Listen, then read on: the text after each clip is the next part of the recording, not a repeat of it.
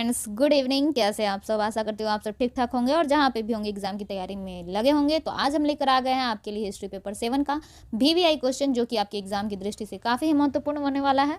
तो आप चैनल पर नए हैं तो प्लीज़ चैनल को लाइक, शेयर और सब्सक्राइब कर दीजिए। और हमारे बैच से जुड़ना चाहते हैं, जो कि टॉपर बैच है, टॉपर बैच से अगर आप हमारे जुड़ना चाहते हैं तो आप मात्र 249 रुपया देकर हमारे टॉपर बैच से जुड़ जाइए। आप किसी भी सब्जेक्ट के हो, आपको पूरा पढ़ाया जाएगा, ठीक है। जिसमें आपको PDF भी मिलता है, VVI क्वेश्चन का आंसर भी मिलता है, वीडियो भी मिलता है ना, टेस्ट भी मिलता है। तो इतना सारा चीज़ आपको मात्र 249 रुपया में दिया जा रहा है। तो अब तो जाग जाओ, क्योंकि एग्ज़ाम 2-3 माह के अंदर होने वाला है। कम से कम 3 माह अगर आप पढ़ाई नहीं किए तो ग्रेजुएशन में क्या पढ़ाई किए, है ना। तो देर ना करते हुए जल्दी से आप हमें नीचे दिए गए व्हाट्सअप नंबर पे कॉल करें या फिर मैसेज करें। कॉल नहीं करें, मैसेज करें, ठीक है, जिससे आपको आराम से आपको बैच दिया जा सके, है ना। चलिए, तो देर ना करते हुए बढ़ते अपने क्वेश्चन की तरफ। हमारा क्वेश्चन है, चीन पर अफीम युद्धों के आंदोलन पर एक निबंध लिखे। यानी कि चीन में अफीम युद्ध क्यों हुआ था उसके बारे में हम लोगों को क्या लिखना है, एक निबंध लिखना है, ठीक है। चलिए, अगर आप कॉपी किताब नहीं लेकर बैठे हैं, कॉपी और पेन लेकर नहीं बैठते हैं, तो आपसे रिक्वेस्ट है कि आप हम अपने पास एक कॉपी और पेन लेकर जरूर बैठे और जैसे जैसे हम बता रहे हैं उसको क्या करें, लिखते जाएं। इससे क्या होगा, आपको जो इतने दिनों से हाथों में जंग लगा हुआ है वो छूट जाएगा। और दूसरा चीज़ होगा कि आपको लिखने का प्रैक्टिस होगा, और लिखने से ज़्यादा मतलब याद भी होगा और आप चीज़ों को समझ भी ज़्यादा पाएंगे, है ना। चलिए देखते हैं आंसर। परिचय। 19वीं शताब्दी में चीन पर अफीम युद्ध का गहरा और स्थायी प्रभाव पड़ा। इस युद्ध का मुख्य कारण अफीम का चीन में व्यापार और इसके कारण उत्पन्न होने वाले सामाजिक और आर्थिक संकट थे। यानी कि क्या होता था, चीन में क्या होता था, अफीम का मतलब खेती होता था, उगाया जाता था और उनका क्या किया जाता था, व्यापार किया जाता था। जिससे क्या हुआ, अफीम तो हम लोग जानते हैं कि वो काफ़ी क्या होता है, हानिकारक चीज़ होता है। जिससे क्या होता है, सामाजिक और आर्थिक संकट उत्पन्न हो गए, है ना। अफीम युद्धों ने चीनों के भीतर महत्वपूर्ण राजनीतिक बदलाव किए। पश्चिमी, जैसे हमारे यहाँ नील आंदोलन हुआ, हमारे यहाँ जो नील उत्पादन कराया जाता था, वैसे ही यहाँ पे अफीम वगैरह का प्रचलन था, है ना। भीतर महत्वपूर्ण राजनीतिक बदलाव किए। पश्चिमी शक्तियों उपनिवेश नीतियों और सशक्त किया। युद्ध केवल सैन्य संघर्ष नहीं थे, बल्कि चीन की सामाजिक और आर्थिक सांस्कृतिक स्थिति पर भी बड़ा आघात भी थे। इस निबंध में हम अफीम युद्धों के कारण और घटनाक्रम और उनके प्रभाव पर चर्चा करेंगे। अफीम युद्ध के कारण। अफीम युद्ध की शुरुआत 1893 में 1839 ईस्वी में शुरू हुई और यह संघर्ष 1842 में समाप्त हुआ। इसके बाद दूसरा अफीम युद्ध 1856 से 60 के बीच लड़ा गया। इन युद्धों के कारण मुख्य रूप से ब्रिटेन और चीन के बीच अफीम व्यापार पर आधारित है। यानी कि ब्रिटेन जो था, जो हमारे यहाँ भी क्या किया था, गुलाम बनाया था, वहाँ पे भी ये लोग क्या करते थे, अपना अफीम का व्यापार करते थे। चीन से ही क्या करते थे, अफीम को मंगाते थे और उसी का व्यापार वाणिज्य करते थे, है ना। और उसका अफीम युद्ध का 2 अफीम युद्ध हुआ था। देखिए, पहला अफीम युद्ध हुआ था, हाँ, अफीम युद्ध की शुरुआत 1839 में हुई और इस संघर्ष में इसका संघर्ष कब हुआ, यानी कि 1839 से लेकर 1842 ईस्वी तक पहला अफीम युद्ध चला। और इसके बाद दूसरा अफीम युद्ध चला 1856 से 1860 के बीच, यानी कि चीन और ब्रिटिश सेना के बीच ये अफीम युद्ध लड़ा गया था, है ना। इन युद्धों के कारण मुख्य रूप से ब्रिटेन और चीन के बीच अफीम व्यापार पर आधारित है। इन युद्ध का कारण क्या था, अफीम का व्यापार, है ना। ब्रिटिश व्यापारी, खासकर ब्रिटेन के ईस्ट इंडिया कंपनी के लोग भारत से अफीम की तस्करी करते थे और इसे चीन में बेचते थे। यानी कि भारत से क्या करते थे, अफीम ले लेते थे। यानी कि हमारा बिहार जो था, पहले बता दे रहे हैं कि होता क्या था, बिहार भी था जो, वो यहाँ पे भी अफीम की खेती काफ़ी अच्छा होती थी और काफ़ी उन्नत क्षेत्र में होती थी, है ना, उन्नत मात्रा में होती थी। बहुत अच्छा बिहार में अफीम की खेती होती थी। तो ये लोग क्या करते थे बिहार से, क्योंकि बिहार के लोग तो वैसे भी भोले भाले होते हैं, इनसे खेती करवाते थे और अफीम को ले जाकर क्या करते थे, चाइना में बेचते थे, उनको तस्करी करते थे, है ना। आज भी अफीम वगैरह का तस्करी होता है, जिस पे सरकार बाउंड लगाई हुई है ना। अफीम चीन में बहुत बड़ी समस्या बन गया था, जिससे लाखों लोग इसकी लत में फंसे हुए थे। जानते हैं कि ये अफीम क्या है, बहुत अच्छी चीज़ नहीं है, बहुत बुरी चीज़ है। और इससे क्या हुआ था, चीन के लाखों लोग इसमें फंसे हुए थे। यानी कि ये नशा है और लोग करते थे, है ना। और यह चीनी समाज और अर्थव्यवस्था के लिए एक गंभीर संकट बन गया था। यानी कि चीनी समाज, लोग दिन भर अफीम खा के पड़ा रहता था, जिससे लोग काम धंधा नहीं करता था। काम धंधा नहीं करेंगे तो क्या करेगा, चीन के साम्राज्य पर अच्छा प्रभाव नहीं पड़ेगा। एकदम जो अर्थव्यवस्था है वो ठप हो जाएगी। अब कोई काम ही नहीं करेगा, तो काम नहीं करेगा, दिन भर पटाया रहेगा, तो क्या होगा, उस देश का, उस अर्थव्यवस्था का कोई मतलब वो रहेगा, बढ़ेगा ही नहीं आगे, है ना।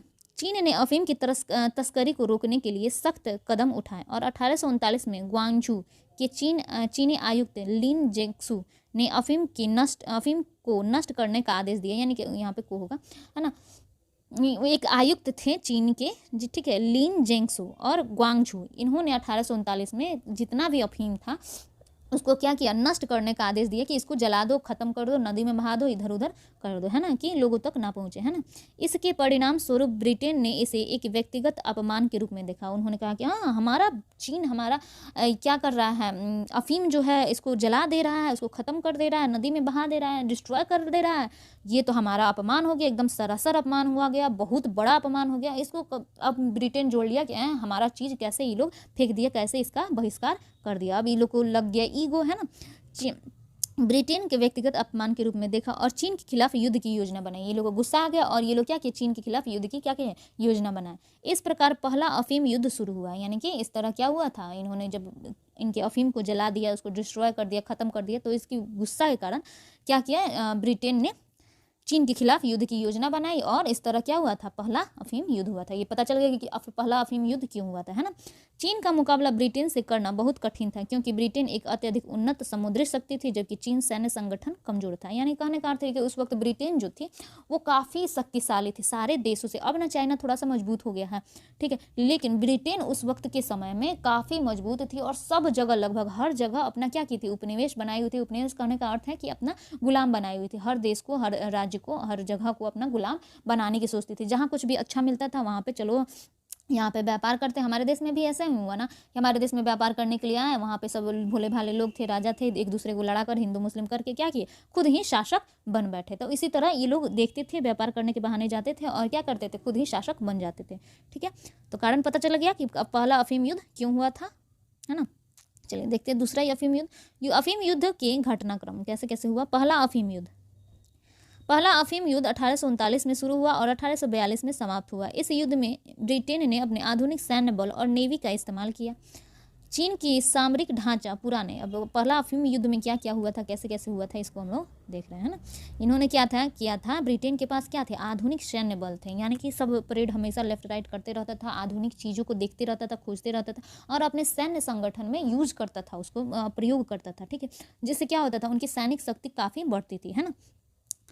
ठीक, चीन में सामरिक ढांचा पुराने और अप्रचलित थे। यानी कि पहले यहाँ के लोग क्या, चीन के लोग क्या थे, पहले ही से ही मतलब जैसे पुराना जमाना का चलता था वैसे ही चलते थे, है ना। यानी कि उनके पास आधुनिकता की कमी थी, है ना, जिससे चीन को ब्रिटेन के समक्ष पराजय का सामना करना पड़ा, है ना। युद्ध के परिणाम स्वरूप निकिंग संधि यानी कि ट्रीटी ऑफ निकिंग पर हस्ताक्षर किए गए, जिसमें चीन ने ब्रिटेन को बहुत सारे लाभ दिए। चीन को अफीम व्यापार के लिए अपनी बंदरगाहों को खोलना पड़ा और इसके साथ ही उसे हांगकांग ब्रिटेन को देना पड़ा। अब देखो यहाँ पे क्या हुआ, प्रथम चीनी युद्ध में ये तो पहले तो एक इसका क्या किया, इसका अफीम क्या किया, जला दिया, डिस्ट्रॉय कर दिया, ख़त्म कर दिया, ठीक है। अब चीन क्या बोलते हैं, ब्रिटेन बिरनाया और इन पे हमला कर दिया। अब हमला कर दिया तो उस सबका ब्रिटेन का सैनिक जो था क्या था, काफ़ी मजबूत था, उनके पास आधुनिक हथियार थे, आधुनिक सैन्य बल थे, आधुनिक सब नया नया तकनीक था। जिससे क्या हुआ, चीन की सेना हार गई। अब चीन की सेना हार गई तो ये लोग तो जानबे करते हैं कि क्या करता है, खाली संधि करता है कि ठीक बा भाई, अब तुम तो हार गए, अब करो हमारे साथ संधि, है ना। तो इन्होंने क्या किया, निकिंग की संधि किया, ठीक है, कि अब लाओ, अब निकिंग हमारे पास लाओ, और जिसमें चीन ब्रिटेन को बहुत सारे लाभ दिए। मजबूर में क्या करेगा, चीन भी ब्रिटेन को कहा कि चलो ये ले लो। यानी कि अफीम के व्यापार में उन्होंने क्या किया, पहले तो कह रहा था कि अफीम हमारे यहाँ नहीं बिकेगा, नहीं व्यापार होगा, नहीं ये होगा, लेकिन क्या किया, अब मजबूरी में उसको अपने बंदरगाह को भी खोलना पड़ा कि चलो आप अब लो, व्यापार करो, कुछ भी करो, हम आपको रोकने नहीं जा रहे हैं। और उन्होंने क्या किया, हांगकांग जो है, ठीक है, उनको ब्रिटेन को देना पड़ा कि लो अब हांगकांग भी तुमको दे रहे हैं, है ना। इस संधि के तहत चीन को कई आर्थिक और राजनीतिक अधिकारों को ब्रिटेन के पक्ष में छोड़ने पड़े। निकिंग संधि ने चीन के विदेशी शक्ति के प्रभाव में ला दिया और यह चीन की संप्रभुता के लिए एक बड़ा आघात था। यानी कि अब इसमें क्या हो गया, ब्रिटेन भी घुस गया चीन में भी, जैसे भारत में घुसा, है ना, अब चीन में भी लोग घुस गए कि अब यहाँ पे भी हम लोग व्यापार करेंगे, जो मन करेगा वो करेंगे। दूसरा अफीम युद्ध 1856 से 1860। दूसरा अफीम युद्ध 1856 में शुरू हुआ और 1860 में समाप्त हुआ। यह युद्ध ब्रिटेन और फ्रांस के साथ था, जिनका उद्देश्य यानी कि चीन पर अपने वाणिज्यिक अधिकारों को और बढ़ाना था। यानी कि इस सबको और लालच हो गया। और ये इसमें पहले तो खाली ब्रिटेन था और इसमें दूसरा युद्ध में कौन, फ्रांस भी क्या हो गया, शामिल हो गया, ठीक है। और ये सब सोचता था कि चाइना हम ले लें और चाइना हम ले लें, वही कहानी होता था कि हम शासन करें, हम शासन करें, ऐसे करके ये लोग एक दूसरे पर युद्ध करता था और इस तरह दूसरा अफीम युद्ध की शुरुआत हुई, है ना। इस युद्ध में चीन को हार का सामना करना पड़ा और 1860 में पेकिंग संधि ट्रीटी ऑफ टेंसिन पर हस्ताक्षर किए गए। यानी कि कहने के पेकिंग जो है उस संधि को नाम जाना जाता है पेकिंग संधि के नाम से, ठीक है। अब इस बार भी क्या हुआ, दूसरे अफीम युद्ध में भी क्या हुआ, चाइना हार गया और इस पर क्या करना पड़ा, इनको पास फिर संधि करना पड़ा। इसके बाद चीन और भी अधिक बंदरगाहों को खोलने और विदेशी शक्तियों के लिए चीन के भीतर विशेष अधिकार देना पड़ा। अब जोन पहले एगो बंदरगाह था, अब और भी बंदरगाह खोल दिया गया, 2-4 गो बंदरगाह खोल दिया गया होगा, है ना। और उसके भीतर चीन के अंदर क्या हुआ, विशेष अधिकार भी देना पड़ा कि हाँ अब तुम्हारा ज़्यादा अधिकार नहीं रहेगा, सारा अधिकार हमारा रहेगा, है ना। ये सब ऐसे ही लोगों का मतलब उल्लू बनाते थे कि हाँ अब फसला था गला बेटा, है ना। चलिए, अगर आपको वीडियो अच्छा लग रहा होगा, समझ में आ रहा होगा, एकदम भोजपुरी में पढ़ा रहे हैं तो समझ में आ रहा होगा, तो प्लीज़ हमारे वीडियो को लाइक शेयर सब्सक्राइब जरूर कीजिएगा और अपने दोस्तों को जरूर शेयर कीजिए और अपने दोस्तों से कहिए कि हमारा बैच लेवे और हमारे थोड़ा सा चैनल का प्रचार प्रसार कर दीजिए। हम आप लोगों के लिए इतना हम लोग खट रहे हैं तो इतना तो आपका फ़र्ज बनता है और आप इतना तो कर ही सकते हैं, है ना।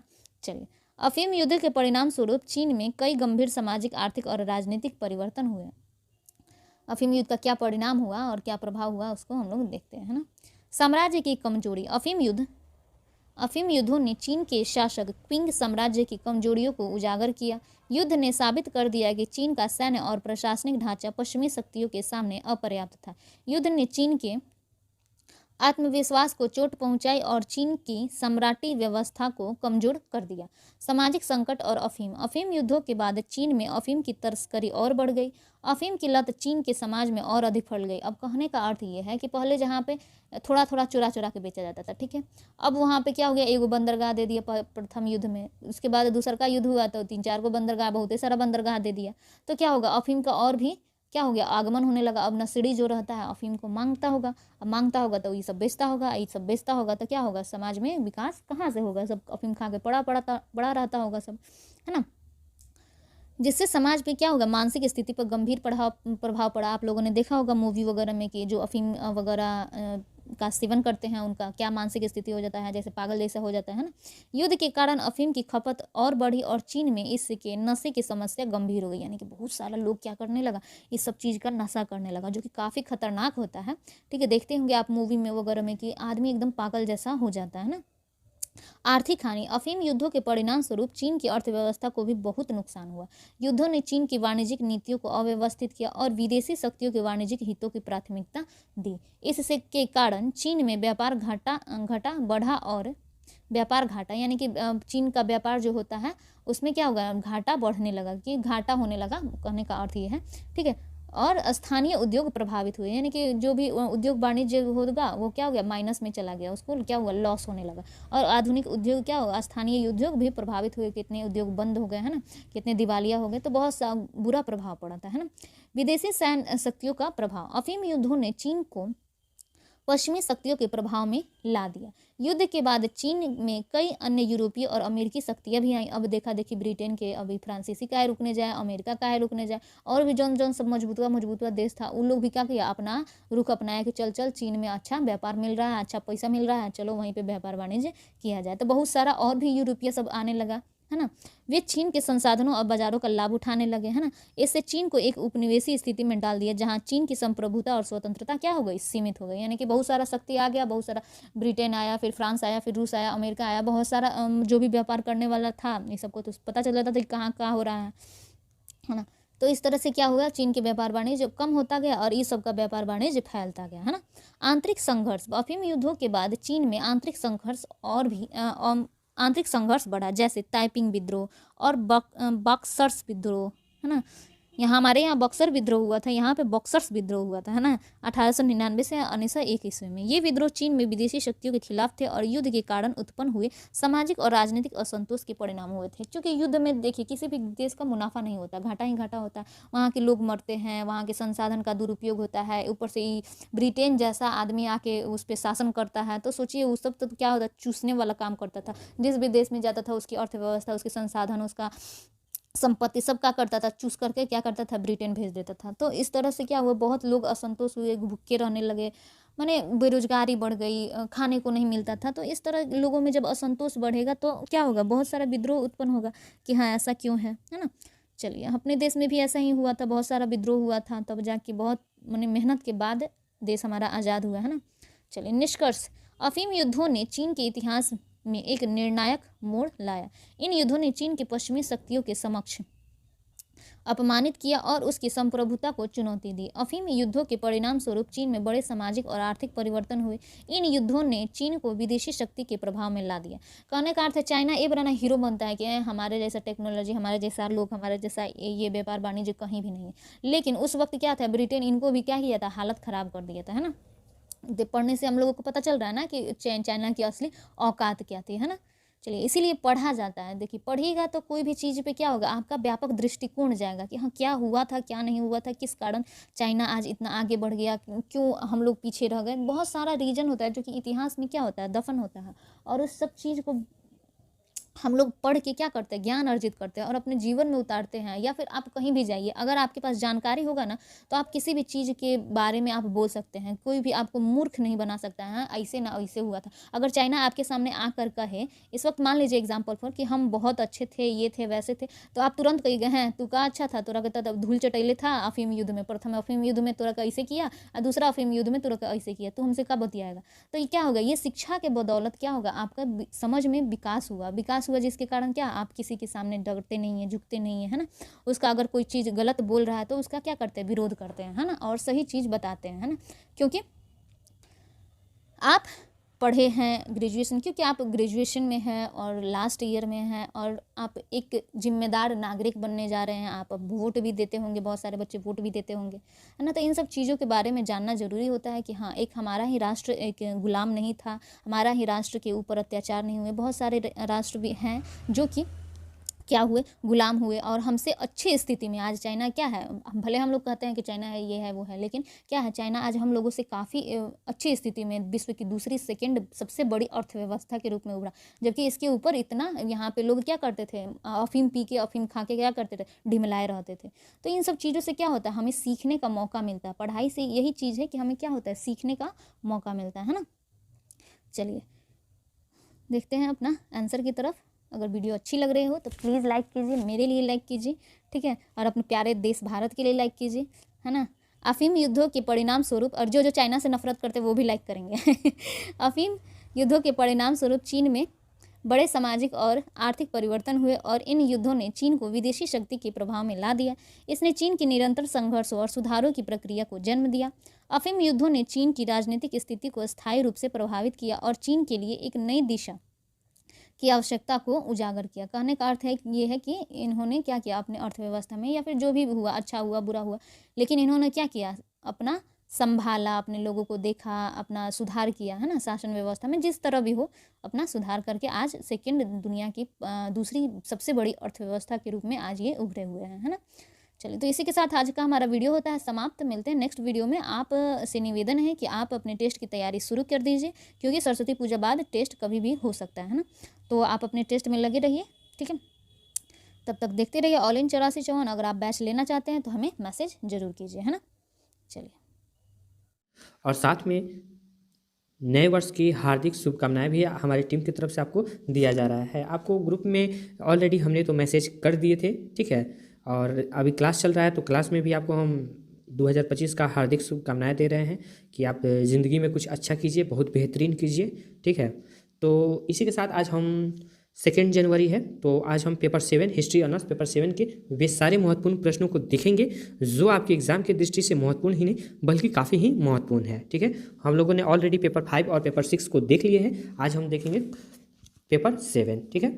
चलिए, पहला क्वेश्चन हमसे क्या रहा है, यहाँ पे कहा जा रहा है कि 1911 के क्रांति के पश्चात चीन में नव संस्कृति आंदोलन के उद्भव के क्या कारण थे, इस आंदोलन में बुद्धिजीवों की क्या भूमिका थी। यानी आपको बताना है कि 1911 में जो क्रांति के पश्चात जो चीन में नव संस्कृति का उद्भव हुआ था, यानी विकास हुआ था, तो उस विकास में बुद्धिजीवों की क्या भूमिका रही उसके बारे में आपको बताना है, ठीक है। क्वेश्चन आपको किसी प्रकार से घुमाए हो, मुझे पूर्ण रूप से विश्वास हो गया है कि आप लोग अब क्वेश्चन को पकड़ना सीख लिए होंगे, ठीक है, क्योंकि हमारी टीम ने आपको पेपर 5 और पेपर 6 में किस प्रकार से क्वेश्चन घुमा के पूछा जा सकता है उसके बारे में संपूर्ण तैयारी और बता दी भी गई है, ठीक है। तो चलिए, टाइम वेस्ट ना करते हुए अपनी वीडियो की तरफ क्या कह रहा है क्वेश्चन के नंबर इसका आंसर, ठीक है, कि 1911 में चीन होगा यहाँ पे, ठीक है। चीन साम्राज्य के पतन और 1919 के 4 मई के आंदोलन के बीच फैली अस्थिरता और अव्यवस्था के बीच चीन में नई संस्कृति का जन्म हुआ। यानी कहने का अर्थ है कि इसकी एक नई संस्कृति हमको देखने को मिलती है 1911 से लेकर 1919 के बीच में, ठीक है। उस समय वहाँ पे आंदोलन हो रहा था, जिसके कारण वहाँ का जो अर्थव्यवस्था थी, ठीक है, वो थोड़ा ये हो गया था, डगमगा गया था। तो इसी के बीच एक नई संस्कृति का जन्म होता है, ठीक है। चलिए आगे हम देखते हैं। बुद्धिजीवी छात्रों और शिक्षकों ने लोगों को जागरूक किया और चीन को बदलाव के पथ पर अग्रसर किया। इस सांस्कृतिक क्रांति की मुख्य विशेषता यह थी कि इसने कन्फ्यूशियस संवाद को चुनौती दी।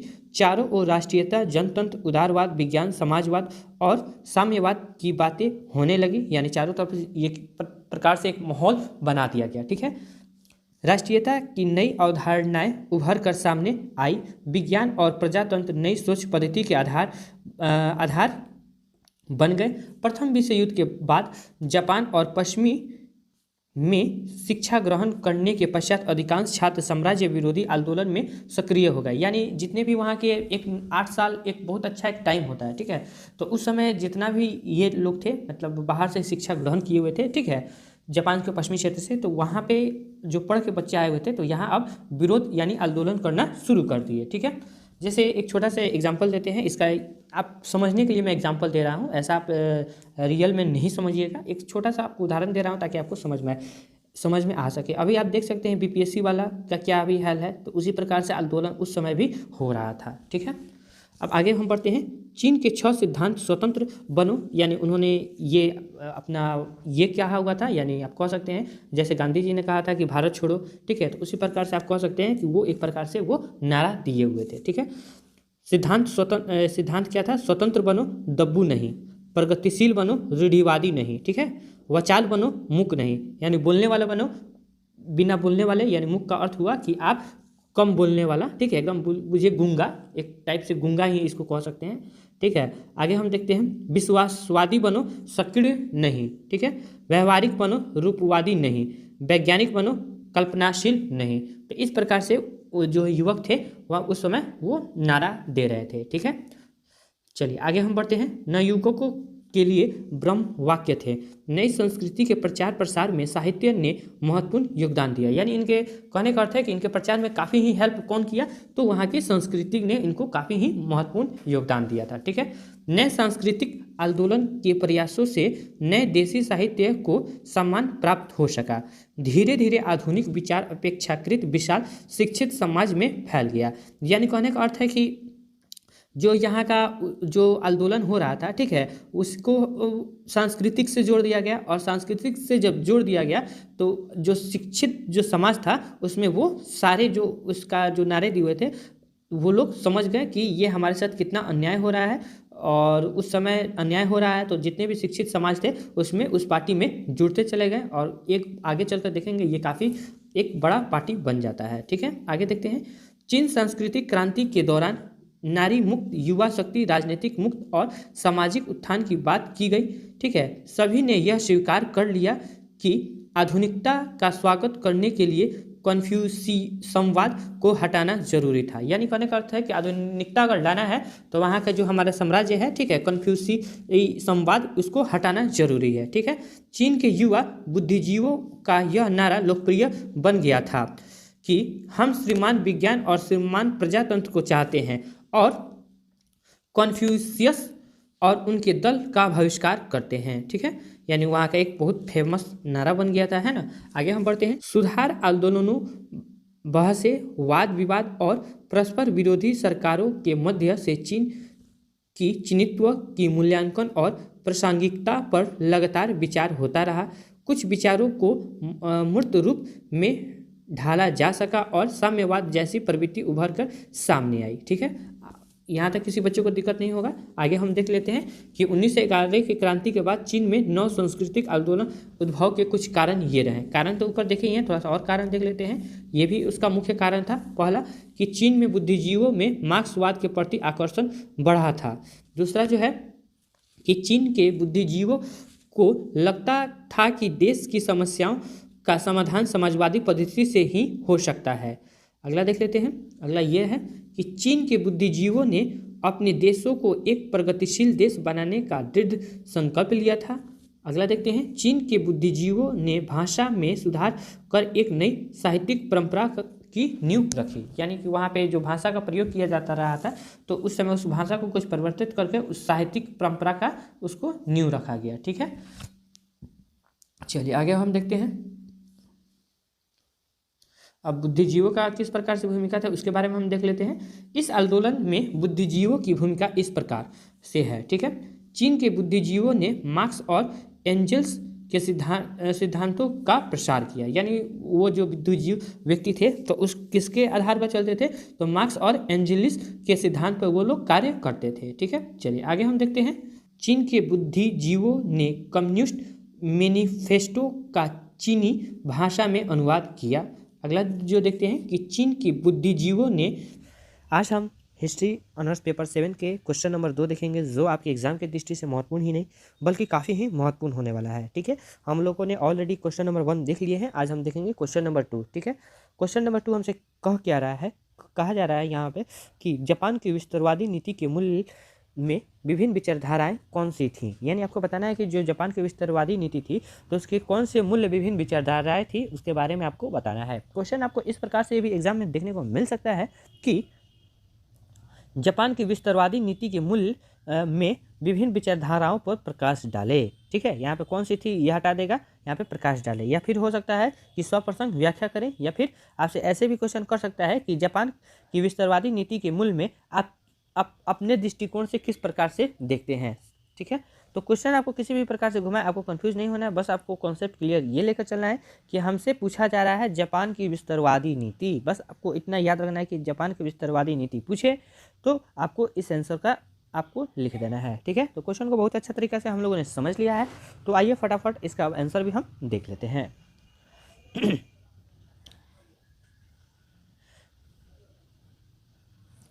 जापान की विस्तारवादी नीति का उद्भव 19वीं और 20वीं शताब्दी के दौरान हुआ और इसके पीछे कई विचारधाराएं और कारक कार्य कर रहे थे।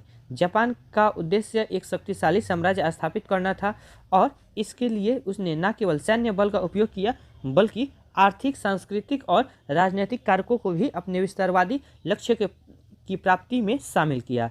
इन विचारधाराओं का एक गहन विश्लेषण हमें यह समझने में मदद करता है कि जापान अपनी साम्राज्यवादी नीति को किस प्रकार आकार दिए, यानी कहने का अर्थ है कि जब जो जापान था 19वीं और 20वीं शताब्दी के जो बीच का जो मध्य रास्ता था वो विस्तारवादी नीति के लिए वो मतलब प्रगतिशील कार्य कर रहा था। कौन? जापान। ठीक है, और उन्होंने इस अपना जो कह सकते हैं कि आप विस्तारवादी नीति के तहत, ठीक है, उसने सैन्य बल का उपयोग किया। अब हम देख लेते हैं कि जापान ने विस्तारवादी नीति के तहत मिलिट्रीवाद का किस प्रकार से प्रयोग किया। ठीक है, चलिए, जापान की विस्तारवादी नीति के प्रमुख कारणों में से एक सैन्यवाद था। 19वीं शताब्दी के मध्य में जापान ने अपनी सैन्य शक्ति को बढ़ाने के लिए बड़े पैमाने पर प्रयास किए। सामुराई वर्ग का प्रभाव और समुराई संस्कृति की जड़ें जापान में गहरी थी, यानी जो समुराई वर्ग के लोग थे, ठीक है, वो जापान में बहुत अच्छा तरीका से वो बसे हुए थे और उसका जो विस्तार भी अच्छा खासा था। ठीक, जिसमें मिलिट्रीवाद को बढ़ावा मिला। जापानी नेताओं का मानना था कि जापान को एक मजबूत सैन्य शक्ति के रूप में उभरने की आवश्यकता थी ताकि वह पश्चिमी साम्राज्यवादी शक्तियों के प्रभाव का सामना कर सके। इससे वह निष्कर्ष निकला कि जापान को अपनी सीमा से बाहर अपनी सैन्य शक्ति का विस्तार करना चाहिए।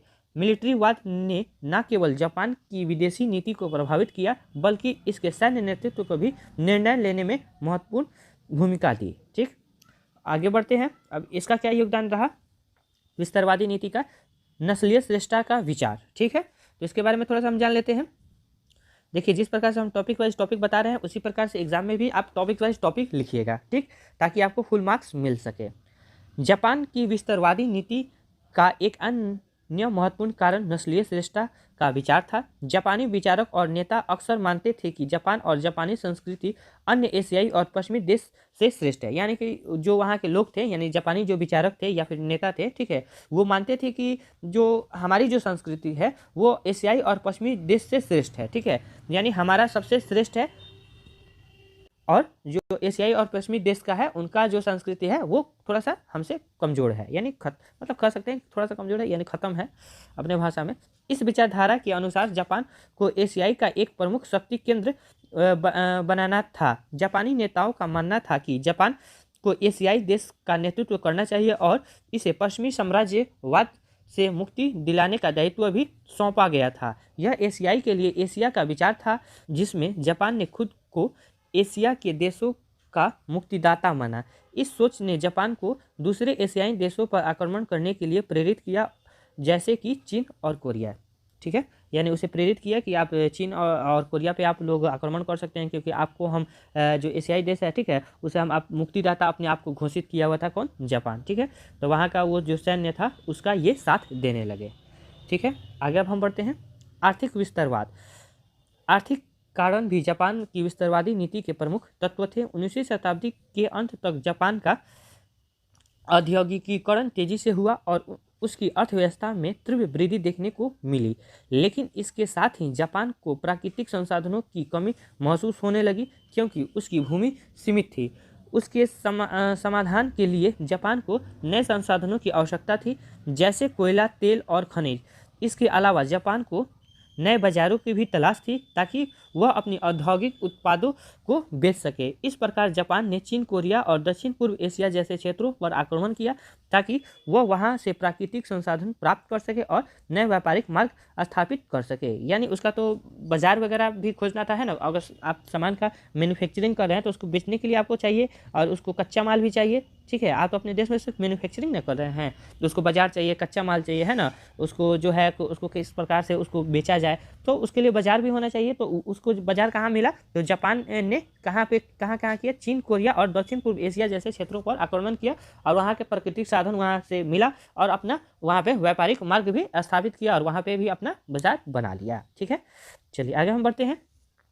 सैन्यवाद विचारधारा, इसका क्या योगदान रहा? सैन्यवादी विचारधारा जापान के साम्राज्यवादी विस्तार के केंद्र में थी। जापानी सैन्य और राजनीतिक नेतृत्व ने यह विश्वास किया कि केवल सैन्य शक्ति के माध्यम से ही जापान अपने साम्राज्य को विस्तार दे सकता है और पश्चिमी शक्तियों के सामने अपनी स्थिति को मजबूत कर सकता है। 1930 और 1940 के दशकों में जापान ने आक्रमण सैन्य कार्यवाही की शुरुआत की।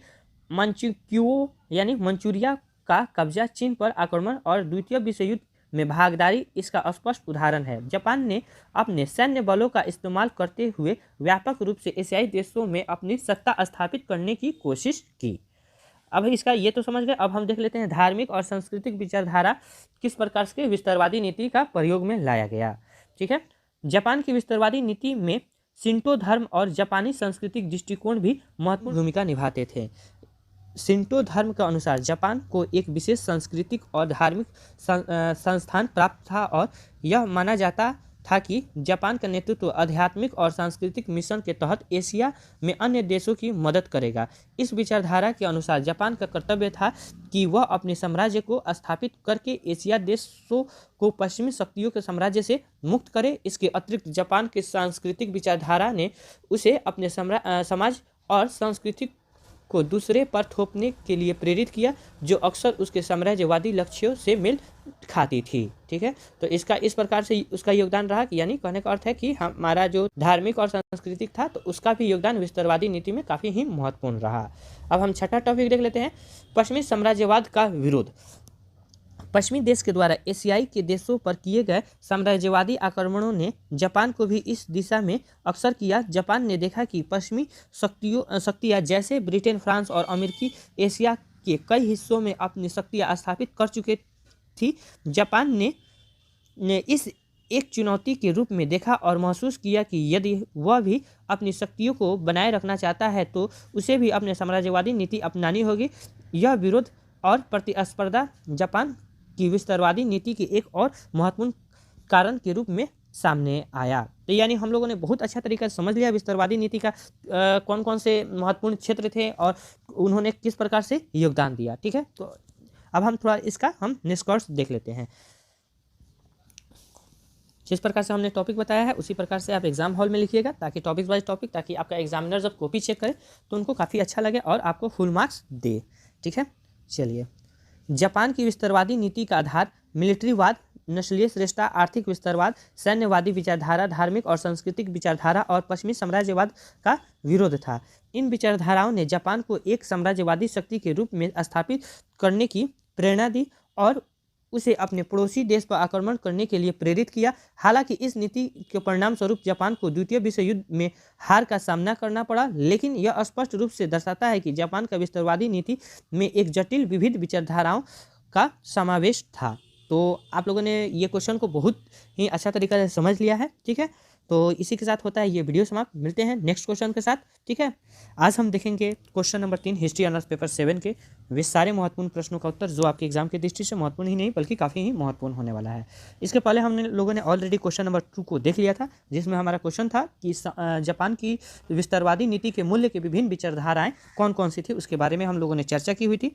तो उसी के आधार पर इसका भी थोड़ा सा इसको अंश देखने को मिलेगा क्वेश्चन नंबर 3 में कि चीन और जापान युद्ध के मुख्य कारणों का उल्लेख करें। तो आप लोगों ने ऑलरेडी उसमें जाना ही होगा कि किस प्रकार ने जो चीन और जापान का ये था, उनका कह सकते हैं कि एक दूसरे के प्रति भावनाएं, है ना।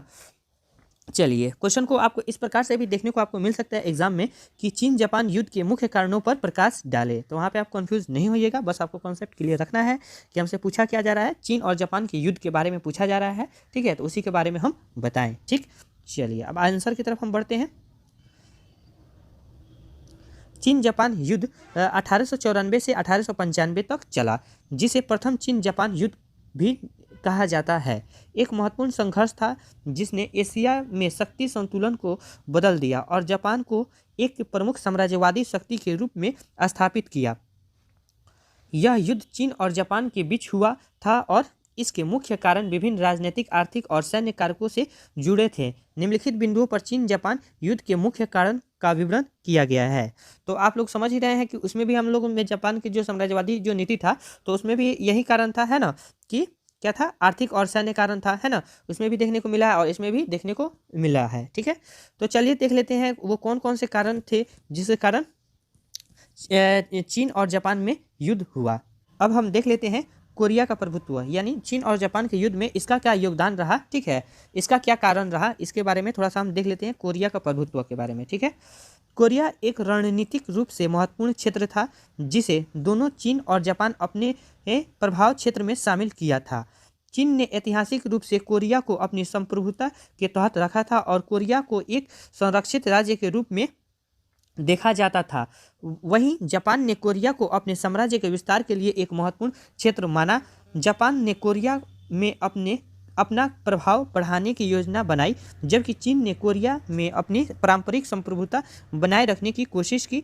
1894 में कोरिया में किसानों का विद्रोह हुआ, जिसे गिमयांग विद्रोह के नाम से जाना जाता है। दोनों देशों ने इस विद्रोह में हस्तक्षेप किया और परिणाम स्वरूप दोनों देशों के सैनिक कोरिया में तैनात हो गए।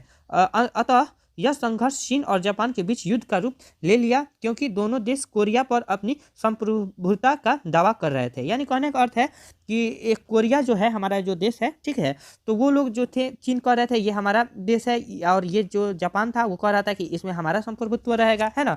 तो दोनों देश अपना अपना दावा कर रहे थे, लेकिन आगे देखने को मिलता है कि किसान वहाँ पे आंदोलन शुरू कर देते हैं किसी कारणवश से। ठीक है, तो किसान जब आंदोलन शुरू कर दे रहे हैं, तो वो जो हमारे जो देश था चीन और जापान, ठीक है, जिसे हम गिमयांग विद्रोह के नाम से जाने जाते हैं, ठीक, और दोनों देश ने वहाँ पे हस्तक्षेप किया कि इसको हम दबा दे रहे हैं, इसको हम मतलब आगे बढ़ा दे रहे हैं, है ना। तो दोनों देशों ने वहाँ पे क्या किया, देशों ने वहाँ पे सैनिक तैनात कर दिया। यानी चीन वाले भी वहाँ पे अपना सैनिक उतार दिया और जो जापान वाले थे वहाँ पे भी उन्होंने सैनिक उतार दिया। ठीक है, और जो किसान का आंदोलन था वो पीछे रह गया, और इन लोग का जो था, दोनों जब देश का सेना उतर गया तो इन लोगों में थोड़ा सा अनबन होने शुरू हो गया। ठीक, चलिए आगे हम बढ़ते हैं। जापान का औद्योगिकीकरण और साम्राज्यवादी आकांक्षाएं। जापान ने 19वीं शताब्दी के अंत में औद्योगिकीकरण की प्रक्रिया को तेजी से अपनाया और इसके परिणाम स्वरूप उसके सैन्य और औद्योगिक शक्ति में उल्लेखनीय वृद्धि हुई। जापान ने अपने आप को एक प्रमुख साम्राज्यवादी शक्ति के रूप में स्थापित करने की योजना बनाई। यानी आप लोगों ने ऑलरेडी देखा ही था कि जो जापान के विस्तारवादी नीति के अंतर्गत वो अपने आप को कितना मतलब डेवलप कर चुका था। ठीक है, चलिए आगे बढ़ते हैं। जापान ने महसूस किया कि यदि उसे पश्चिमी साम्राज्यवादी शक्तियों के समक्ष आना है तो उसे एशिया में अपनी उपस्थिति बढ़ानी होगी, यानी अपने वर्चस्व को बढ़ाना होगा। इस उद्देश्य को प्राप्त करने के लिए जापान ने चीन को चुनौती दी, क्योंकि चीन उस समय राजनीतिक और आर्थिक रूप से कमजोर था। यानी अपने प्रभुत्व दिखाने के लिए, यानी शक्ति दिखाने के लिए कोई भी जो राज्य होते हैं वो कमजोर देश को ही चुनते हैं। तो उस वक्त जो चीन की स्थिति अच्छा नहीं था आज की अपेक्षा। ठीक है, आज तो सारे देश बहुत सारे डेवलप हो गए हैं, लेकिन उस वक्त जो था, ठीक है, उस वक्त 1900 बोल रहे हैं 1894-95 में उस समय चीन की स्थिति उतना बढ़िया नहीं थी। ठीक, और जापान के लिए एक उपयुक्त लक्ष्य था, यानी कमजोर देश पर वो जो जापान था उस पर अपना आक्रमण किया और वहाँ पे वो अपना प्रभुत्व मतलब अपना कह सकते हैं कि साम्राज्य स्थापित करने का प्रयास किया। जापान ने चीन के कमजोर होते हुए साम्राज्य को अपने साम्राज्यवादी लक्ष्यों के लिए एक अवरोध के रूप में देखा और उसे चुनौती देने के लिए युद्ध शुरू किया। यानी वहाँ पे मतलब अपना जो कह सकते हैं कि अपना शक्ति का प्रदर्शन दिखा रहा था। ठीक है, चलिए आगे हम बढ़ते हैं।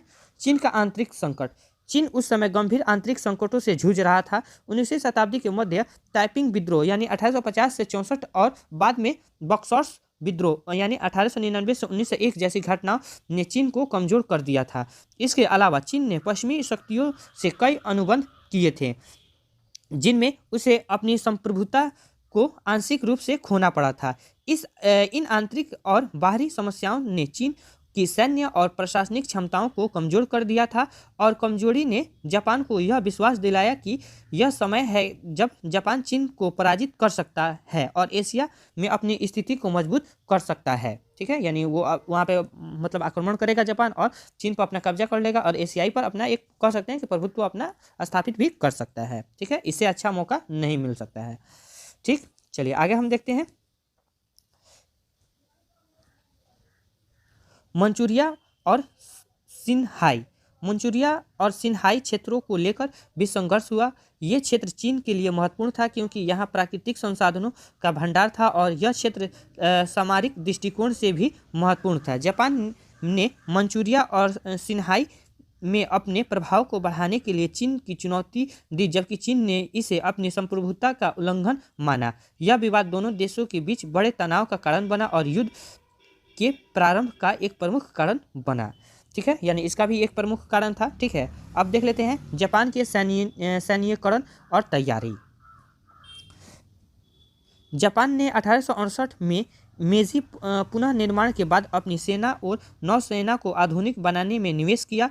जापान ने पश्चिमी देश से सैन्य प्रौद्योगिकी और हथियारों को अपनाया और इसने एक आधुनिक सैन्य बल का निर्माण किया। चीन की तुलना में जापान की सेना और नौसेना अधिक मजबूत थी, जो युद्ध में एक बड़ा फायदा देती थी। जापान सैन्य नेतृत्व ने इस अवसर का लाभ उठाते हुए युद्ध शुरू किया क्योंकि उन्हें विश्वास था कि वे चीन को आसानी से हरा सकते हैं। ठीक है, यानी उनको पूर्ण रूप से विश्वास हो गया था कि हम तो चीन को जाएंगे, आक्रमण करेंगे, क्योंकि हमारी जो सेना है नौसेना उनसे काफ़ी ही मजबूत है। ठीक है, और जो चीन की जो सेना है हमसे कमज़ोर है। ठीक, चलिए यहाँ तक सारे बच्चे समझ गए। अब हम देख लेते हैं पश्चिमी दबाव की स्थिति और उसकी क्या स्थिति रही, यानी पश्चिमी जो दबाव था उसकी स्थिति क्या थी, उसके बारे में हम देख लेते हैं। ठीक, 19वीं शताब्दी के अंत में चीन और जापान दोनों ही पश्चिमी शक्तियों के दबाव और का सामना कर रहे थे। पश्चिमी देश ने चीन को अपने प्रभाव में लिया था और वहां अपने व्यापारिक समझौता और विदेशी ठिकानों की स्थापना की थी। जापान ने देखा कि चीन कमजोर हो चुका था और यदि उसे पश्चिमी शक्तियों का सामना ताकतवर बनना है तो उसे एशियाई में अपना प्रभुत्व स्थापित करना होगा। जापान ने यह महसूस किया कि चीन की कमजोर स्थिति का लाभ उठाकर उसे हराना और एशियाई में अपना साम्राज्यवादी स्थिति मजबूत करना आवश्यक है। ठीक है, ये जो था पश्चिमी दबाव की स्थिति ये रहा। अब देखते हैं 7वां जो है कारण, कोरिया की स्वतंत्रता और जापान की राजनीतिक उद्देश्य। यानी कोरिया की स्वतंत्रता चाह रहा था, यानी हमारा फिर वहीं पे आ रहा है। कोरिया की स्वतंत्रता और जापान की राजनीतिक उद्देश्य क्या था उसके बारे में हम देख लेते हैं। ठीक है, जापान ने कोरिया को स्वतंत्र राष्ट्र बनाने की बात की थी, जबकि चीन ने कोरिया को अपने संप्रभुत्व का हिस्सा माना। जापान ने कोरिया में अपनी राजनीतिक और सैन्य स्थिति को स्थापित करने के लिए चीन को चुनौती दी और इसने कोरिया को एक स्वतंत्र राष्ट्र बनाने के लिए संघर्ष किया। जापान ने कोरिया को चीन से मुक्त करने की योजना बनाई, जिससे उसे एशिया में अपनी स्थिति को मजबूत करने का अवसर मिला। ठीक है, तो इस प्रकार से कोरिया की स्वतंत्रता और जापान के राजनीतिक उद्देश्य को भी हम लोगों ने समझ लिया है। अब हम थोड़ा सा देख लेते हैं इसका क्या निष्कर्ष होता है।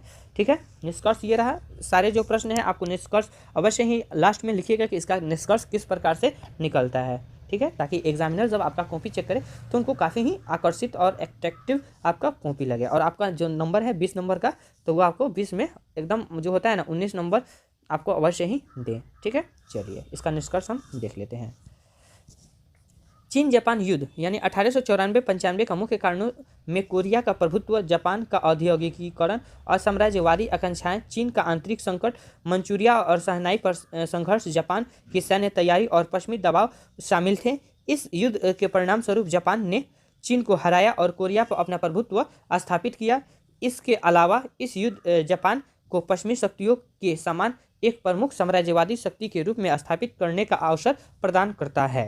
यानी कहने का अर्थ है निष्कर्ष में वही लिखा जाता है जो आपने ऊपर चर्चा किया है। ठीक है, जैसे आप लोगों ने देखा ही है कि मंचूरिया शहनाई पर संघर्ष, किस प्रकार से शहनाई संघर्ष हो रहा था, है ना, जापान के सैन्य तैयारी किस प्रकार से थी, है ना, तो उसी के निष्कर्ष में वही थोड़ा सा अच्छा तरीका से सजा को उसको लिख दिया जाता है। ठीक है, तो इसी के साथ होता है ये क्वेश्चन नंबर 3 समाप्त। मिलते हैं नेक्स्ट वीडियो के साथ। आज हम देखेंगे हिस्ट्री ऑनर्स पेपर 7 के वे सारे महत्वपूर्ण प्रश्न जो आपके एग्जाम की दृष्टि से महत्वपूर्ण ही नहीं बल्कि काफ़ी ही महत्वपूर्ण होने वाला है। ऑलरेडी हम लोगों ने 10 क्वेश्चन को देख लिया था, लेकिन क्वेश्चन नंबर 4 को हम लोगों ने नहीं देखा हुआ था। तो आज हम क्वेश्चन नंबर 4 को देख लेते हैं जो एग्जाम की दृष्टि से महत्वपूर्ण ही नहीं बल्कि काफ़ी ही महत्वपूर्ण है।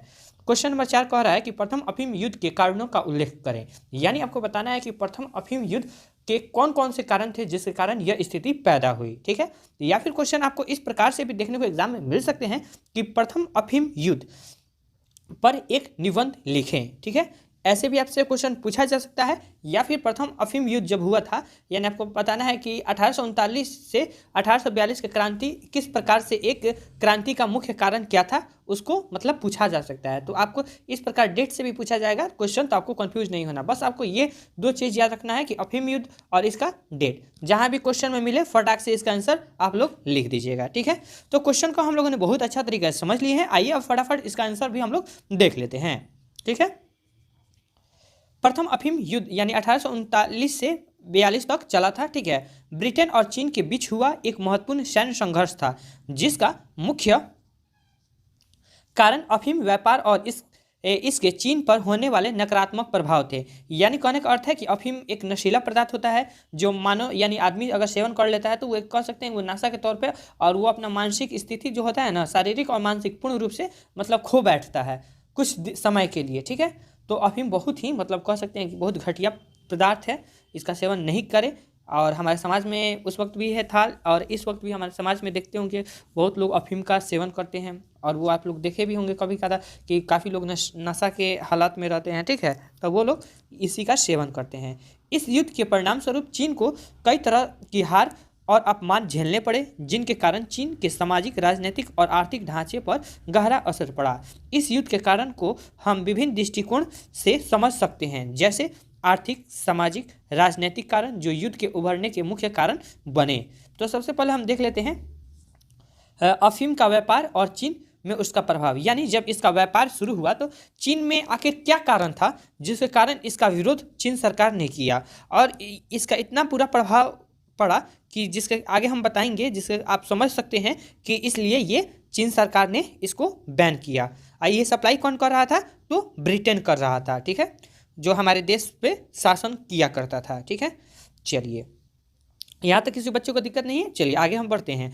अफीम का व्यापार इस युद्ध का सबसे प्रमुख कारण था। 18वीं शताब्दी के अंत तक ब्रिटेन और अन्य यूरोपीय शक्तियाँ चीन के साथ व्यापार करने के लिए आकर्षित हो चुकी थी, लेकिन चीन जो खुद को एक आत्मनिर्भर और समृद्ध देश मानता था, ने पश्चिमी देशों से कम ही व्यापार किया। ब्रिटेन को चीन से चाय, सिल्क और चीनी मिट्टी के बर्तन जैसे उत्पादों की आवश्यकता थी, लेकिन चीन को ब्रिटेन से कोई ऐसी वस्तु नहीं चाहिए थी जिसे वह अपने देश खपत कर सके।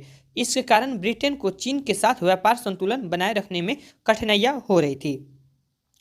समाधान के रूप में ब्रिटेन ने अफीम का व्यापार शुरू किया। अफीम को भारत से चीन भेजा जाने लगा, जहां यह लोकप्रिय हो गया। चीन लोग अफीम का सेवन करने लगे और इसके सेवन से न केवल उनके स्वास्थ्य पर बुरा प्रभाव पड़ा, बल्कि इससे समाज में भी कई तरह की समस्याएं उत्पन्न हुई। यानी कहने का अर्थ है कि उसका जो सेवन करना, मतलब बहुत लोग, देखिए नशा जो होता है वो नशा बहुत तेज़ी से वो फैलता है और वो हमारे समाज में सबसे अधिक तेज़ी से फैलता है। जैसे एक कह सकते हैं ये भी एक प्रकार की नशा है।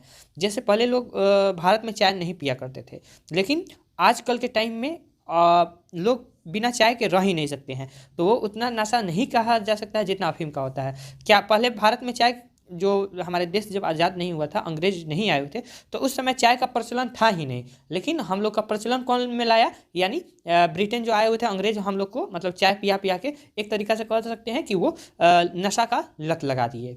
तो चाय इतना खतरनाक नहीं होता है, चाय प्रेमी आप लोग टेंशन नहीं लीजिए, मतलब एक हम उदाहरण आपको दिए हैं, ठीक है। तो उसी प्रकार से वहाँ पे भी जो अफीम का था कस्टमर बढ़ने लगा, लोग उसका सेवन अधिक करने लगा, जिसके कारण वहाँ के जो सामाजिक स्थिति थी उसमें अव्यवस्था देखने को मिलने लगी, आर्थिक मंदी बढ़ने लगी, ठीक है। इसके परिणाम स्वरूप चीन सरकार ने अफीम के व्यापार को प्रतिबंधित करने के लिए सख्त कदम उठाए, जो ब्रिटेन के लिए एक चुनौती बन गई। यानी अब मान लीजिए चीन सरकार को अब लॉस हो रहा है, ठीक है, तो वो क्या किया, इसको क्यों ना इसे बंद कर दिया जाए। तो बंद जब किया तो ब्रिटेन के लिए एक चुनौती बन गई कि भाई इतना पहले माल खप रहा था, अब ये तो चीन बंद कर रहा है तो हमारा माल नहीं खपेगा, और जब माल नहीं खपेगा तो इनकम का स्रोत हमारा बंद हो जाएगा। तो अब हम देखते हैं चीन सरकार का अफीम पर प्रतिबंध किस प्रकार से लगाया, उसके बारे में हम देख लेते हैं। अगला टॉपिक ये रहा हमारा, ठीक है। चलिए, चीन के सम्राट ने अफीम के बढ़ते व्यापार और इसके नकारात्मक प्रभाव को देखे हुए 1839 में अफीम पर प्रतिबंध लगा दिया। उन्होंने कटंग यानी गुआंगजू में अफीम के व्यापारियों और उनके माल को नष्ट कर दिया। किंग सरकार ने अफीम के व्यापारियों से संघर्ष करने के लिए यानी गुआंगजू में सम्राट के विशेष प्रतिनिधि लिन जैक्सू को नियुक्त किया। लिन जैक्सू ने ब्रिटिश व्यापारियों से अफीम को नष्ट करने और इसे चीन से बाहर करने की मांग की। इसका कारण ब्रिटिश व्यापारियों ने चीन के खिलाफ युद्ध की धमकी दी और इसका परिणाम प्रथम अफीम युद्ध के रूप में सामने आया। यानी इसको मना करने के बावजूद भी वो लोग व्यापार किया करते थे, जिसके कारण ब्रिटेन ने क्या किया कि युद्ध का ऐलान कर दिया कि आप हमसे जीतो तो हम आपको मतलब यहाँ पे व्यापार नहीं करेंगे। अब हम देखते हैं आगे, अगला टॉपिक जो है ब्रिटेन का व्यापारिक हित और अर्थव्यवस्था पर इसका क्या प्रभाव पड़ता है, ठीक है। तो ब्रिटेन के लिए अफीम व्यापार एक अत्यंत लाभकारी उद्योग था, ठीक है। कोई भी नशीले जो पदार्थ होते हैं ना, उसमें जो मुनाफा की अगर बात करें तो उसमें दुगुना तिगुना का मुनाफा रहता है। जैसे अभी देख सकते हैं बिहार में शराब बंद है, नाम के लिए शराब बंद है, लेकिन जो शराब 80 रुपया से 100 रुपया मिलता था, लेकिन आज वहीं होम डिलीवरी हो रहा है, तो वो कितना में मिल रहा है, तो 200 से 300 रुपया, ठीक है। 200 से 300 रुपये में मिल रहा है। जो होलसेलर होगा वो तो आराम से 80 का माल है तो वो 50 में खरीद कर लाया होगा, लेकिन आज बिहार में शराब बंद है तो उसको कितना में बेच रहा है, 300। यानी उसको हम मोटा मोटी कह सकते हैं कि 250 रुपये उसको मुनाफा हुआ, यानी 5 गुना उसको कह सकते हैं मुनाफा हुआ। तो नशीला पदार्थ जो होते हैं उसमें अधिक मुनाफा होता है, जिसके कारण ब्रिटेन में भी मतलब कह सकते हैं कि एक प्रकार से बेचैनी उत्पन्न हो गई थी, ठीक है, इसको बेचने के लिए, ठीक है। चलिए आगे हम बढ़ते हैं। ब्रिटेन ने अफीम को चीन में बेचना शुरू किया था। अफीम का व्यापार ब्रिटिश व्यापारियों के लिए एक महत्वपूर्ण आर्थिक स्रोत बन गया था। ब्रिटेन के लिए अफीम का व्यापार केवल व्यापारिक लाभ तक सीमित नहीं था, बल्कि यह एक ऐसा जरिया था जिससे ब्रिटेन अपनी आर्थिक स्थिति को मजबूत कर सकता था। चीन के द्वारा अफीम पर प्रतिबंध लगाए जाने से ब्रिटेन की व्यापारिक गतिविधि में भारी नुकसान हो रहा था। इसके चलते ब्रिटेन ने अफीम व्यापार को पुनः बहाल करने के लिए सैन्य हस्तक्षेप की योजना बनाई, यानी कहने का अर्थ है युद्ध का रणनीति बनाई, ठीक है। उसके बाद अगला जो टॉपिक है हमारा ब्रिटिश साम्राज्यवादी नीति, इसका क्या नीति रहा उसके बारे में हम देख लेते हैं। तो ब्रिटेन की साम्राज्यवादी नीति भी युद्ध के मुख्य कारणों में से एक थी। 19वीं शताब्दी के पहले भाग में ब्रिटेन और अन्य यूरोपीय शक्तियां साम्राज्यवादी विस्तार की ओर अग्रसर थी। ब्रिटेन ने अपनी औद्योगिक क्रांति के बाद नए बाजारों की तलाश शुरू की थी। चीन जो अपनी विशाल जनसंख्या और समृद्ध संसाधनों के कारण एक प्रमुख व्यापारिक केंद्र बन सकता था, ब्रिटेन के साम्राज्यवादी लक्ष्यों के अनुकूल था। चीन में अफीम का व्यापार प्रतिबंध लगाने से ब्रिटेन साम्राज्यवादी हितों को चुनौती मिली और उसे लगा कि उसे सैन्य बल के जरिए चीन पर से अपना व्यापार सुनिश्चित करना होगा। यानी कहने का अर्थ है कि अगर नहीं हमारा अगर व्यापार चलने देता है तो हम क्यों ना इस पर हमला कर दें और अपना शक्ति के आधार पर अपना व्यापार स्थापित करें। ठीक है, चलिए अगला टॉपिक देख लेते हैं, सांस्कृतिक और राजनीतिक अंतर किस प्रकार से था उसके बारे में। ठीक है, चीन और ब्रिटेन के बीच सांस्कृतिक और राजनीतिक अंतर भी युद्ध के कारण बने। चीन अपनी पारंपरिक व्यवस्था में विश्वास करता था और पश्चिमी देशों को कम महत्व देता था। चीन ने यूरोपीय देशों को अपने अधीनस्थ के रूप में नहीं देखा और पश्चिमी देशों के साथ व्यापार करते समय उसने अपनी शर्तों पर व्यापार करने की कोशिश की। इसके विपरीत ब्रिटेन और अन्य पश्चिमी शक्तियां चीन को एक अधीनस्थ राज्य के रूप में देखती थी और उन्होंने व्यापार और अन्य मामलों में अपनी शर्तें थोपने का प्रयास किया। यह सांस्कृतिक और राजनीतिक अंतर युद्ध का एक अन्य महत्वपूर्ण कारण था। ठीक है, अब हम अगला देख लेते हैं टॉपिक, द्वार व्यापार की कमी और संघर्ष। इसका क्या ये रहा भूमिका रहा, तो ब्रिटेन ने चीन में अपने व्यापार के लिए अधिक रास्तों की मांग की। 19वीं शताब्दी के आरंभ में चीन का व्यापार मुख्य रूप से गंगुआ गुज यानी कंटन तक सीमित थी। ब्रिटेन ने यह महसूस किया कि चीन में व्यापार और अधिक द्वार खोलने की आवश्यकता थी ताकि उसे अन्य वस्तुएं और उत्पादन बेचे जा सके। लेकिन चीन ने अपने बंदरगाहों को खोलने और विदेशियों के व्यापारिक दावों को स्वीकार करने में कड़ा विरोध किया। यह ब्रिटिश साम्राज्य के लिए एक और बड़ी समस्या बन गई, जिससे तनाव बढ़ा और युद्ध के लिए माहौल तैयार हुआ। तो ये कारण थे। ठीक है, आप लोगों ने बहुत अच्छा तरीका से सारे कारणों को हम लोगों ने देख लिया। अब हम इसका फटाफट देख लेते हैं कि इसका निष्कर्ष क्या होता है।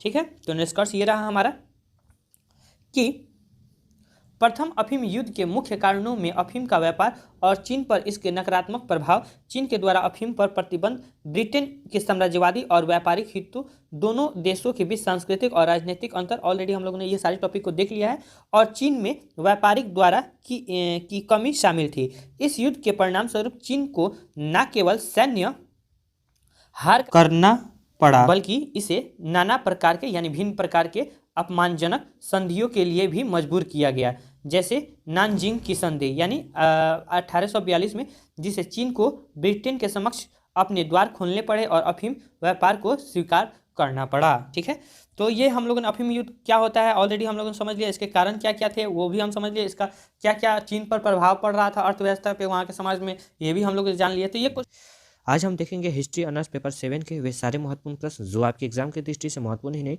बल्कि काफ़ी ही महत्वपूर्ण होने वाला है। ऑलरेडी हम लोगों ने इसके पहले 4 क्वेश्चन को देख लिया है। आज हम 5 नंबर क्वेश्चन देखेंगे कि जापान में साम्राज्यवाद के पतन के कारणों का वर्णन करें। यानी बताना है कि जापान में जो साम्राज्यवाद का पतन के प्रमुख कारण कौन से थे, उसी के बारे में हमें आज इसका आंसर बताना है। क्वेश्चन आपको इस प्रकार से भी एग्जाम में देखने को मिल सकता है कि जापान में साम्राज्यवाद के पतन के प्रमुख कारणों पर प्रकाश डाले। यहाँ कारणों के यहाँ पे रहेगा, ये वर्णन हटा देगा। ठीक है, तो आपको कन्फ्यूज नहीं होना है। मेन पॉइंट आपको ये लेना है कि हमसे जापान में साम्राज्यवाद के पतन के बारे में पूछा जा रहा है, तो हम इसका आंसर फटाक से यहीं लिख दें। चलिए, क्वेश्चन को बहुत बच्चे ने अच्छा तरीके से समझ लिए हैं और फटाफट इसका आंसर भी हम देख लेते हैं। जापान में साम्राज्यवाद का पतन 20वीं शताब्दी के मध्य में हुआ और इसके पीछे कई जटिल कारण थे जो आर्थिक, राजनीतिक, सैन्य और सामाजिक परिवर्तनों से संबंधित थे।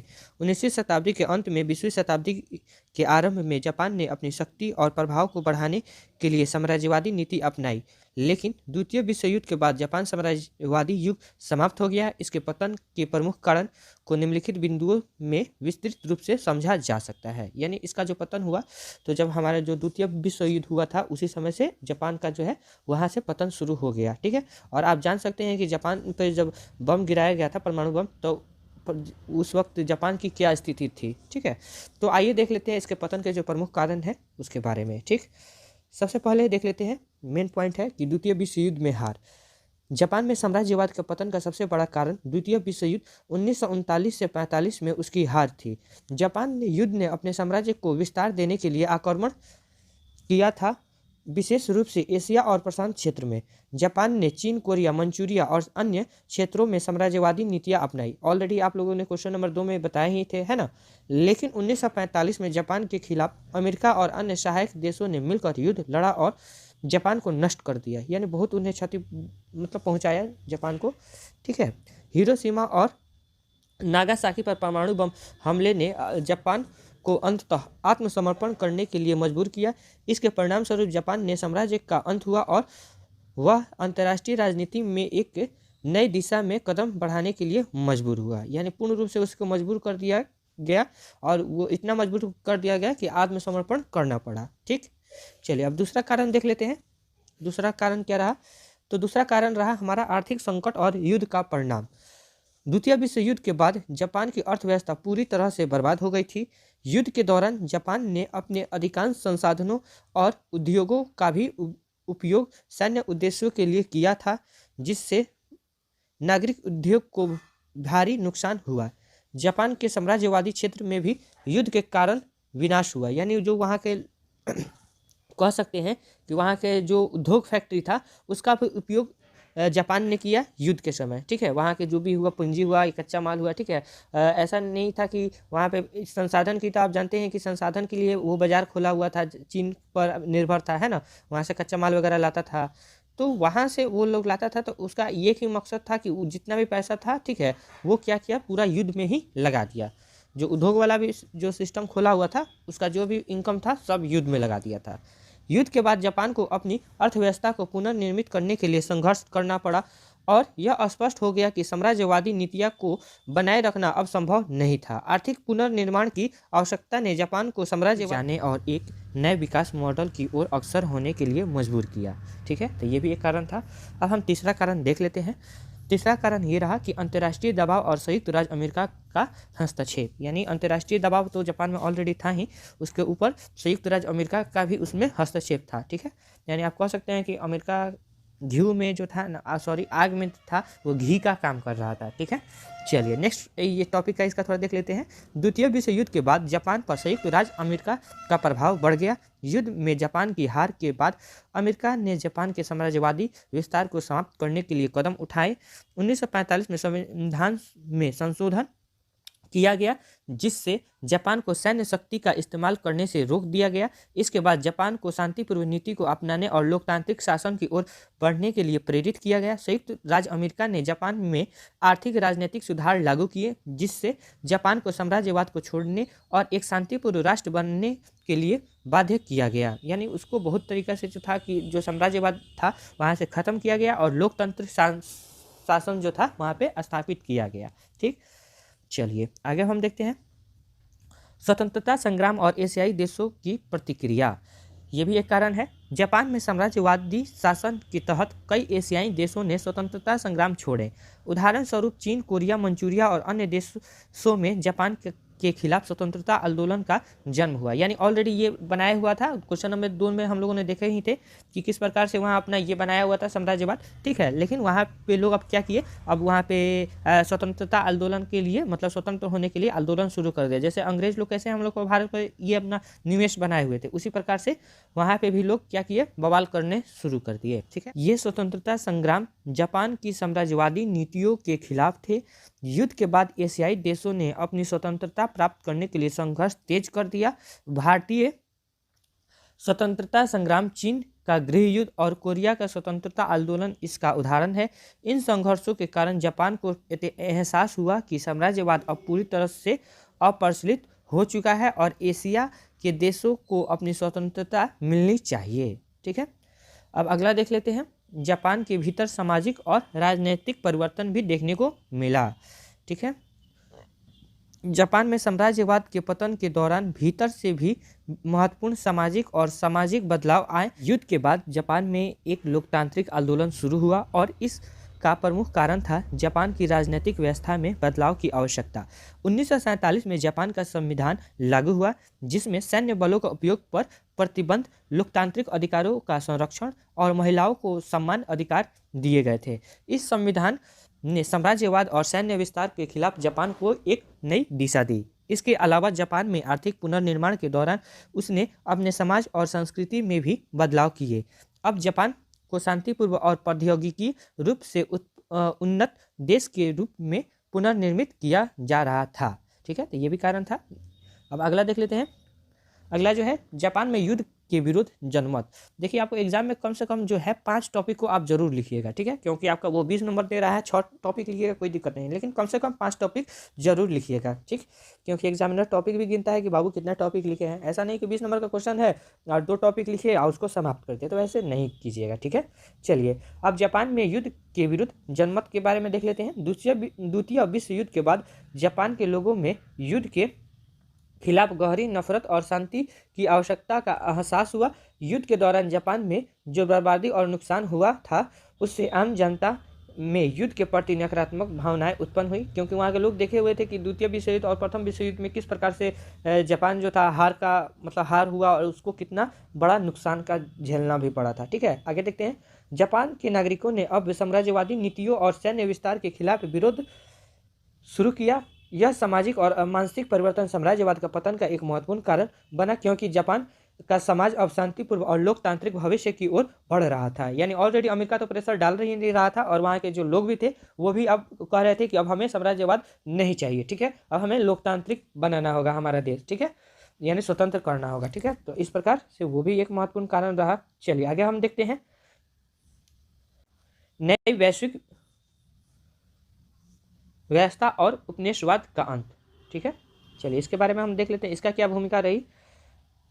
द्वितीय विश्व युद्ध के बाद वैश्विक परिप्रेक्ष्य में उपनिवेशवाद और साम्राज्यवाद का अंत हुआ। पश्चिम शक्तियां, विशेष रूप से ब्रिटेन और फ्रांस ने भी अपनी साम्राज्यवाद नीतियों में बदलाव किया और अपने उपनिवेशों को स्वतंत्रता दी। इसके अलावा संयुक्त राष्ट्र संघ का गठन हुआ, जिसने विश्व भर में शांति और समानता की अवधारणा को बढ़ावा दिया। इस नई वैश्विक व्यवस्था में साम्राज्यवाद और उपनिवेशवाद के लिए कोई स्थान नहीं था और जापान को भी इस परिवर्तन के अनुसार अपनी नीतियों को बदलना पड़ा। अब धीरे धीरे देखने को मिला कि जो उपनिवेशवाद जिस देश पे उपनिवेशवाद किए हुए थे अब उसको परिवर्तन करना पड़ा, क्योंकि ऊपर से प्रेशर था और धीरे धीरे उसको स्वतंत्र भी कर दिया गया। सारे देश जो थे, ठीक है, जो उपनिवेश बनाए हुए थे सब अब धीरे धीरे स्वतंत्र कर रहे थे, इसलिए भी जापान को मजबूरनवश ऐसा कदम उठाना पड़ा। अब हम देख लेते हैं इसका निष्कर्ष क्या निकल के आता है। जापान में साम्राज्यवाद के पतन के कारणों में द्वितीय विश्व युद्ध में हार, आर्थिक संकट, अंतर्राष्ट्रीय दबाव, एशियाई देशों की स्वतंत्रता संघर्ष, जापान में सामाजिक और राजनीतिक परिवर्तन और वैश्विक व्यवस्था में बदलाव शामिल थे।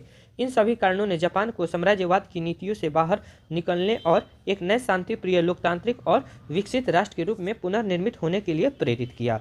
तो आज हम देखेंगे हिस्ट्री ऑनर्स पेपर 7 के वे सारे महत्वपूर्ण प्रश्न जो आपके एग्जाम की दृष्टि से महत्वपूर्ण ही नहीं बल्कि काफ़ी ही महत्वपूर्ण होने वाला है। आज हम क्वेश्चन नंबर 5 ऑलरेडी हम लोगों ने देख लिए थे, उसका जो अथवा वाला क्वेश्चन है उसको भी हम लोगों ने बहुत अच्छा तरीका से समझ लिया है। आज हम देखेंगे क्वेश्चन नंबर 6, ठीक है, जो एग्जाम की दृष्टि से काफ़ी ही महत्वपूर्ण है। ठीक, चलिए, ताइपिंग विद्रोह किन कारणों से हुआ? ताइपिंग विद्रोह कार्यक्रम क्या था? यानी आपको बताना है ताइपिंग जो विद्रोह हुआ था वो कौन कौन से प्रमुख कारण थे जिसके कारण ये विद्रोह का शुरुआत हुआ। ठीक है, और इसके ताइपिंग जब विद्रोह हुआ तो इसके कौन कौन से कार्यक्रम हुए उसके बारे में भी आपको बताना है।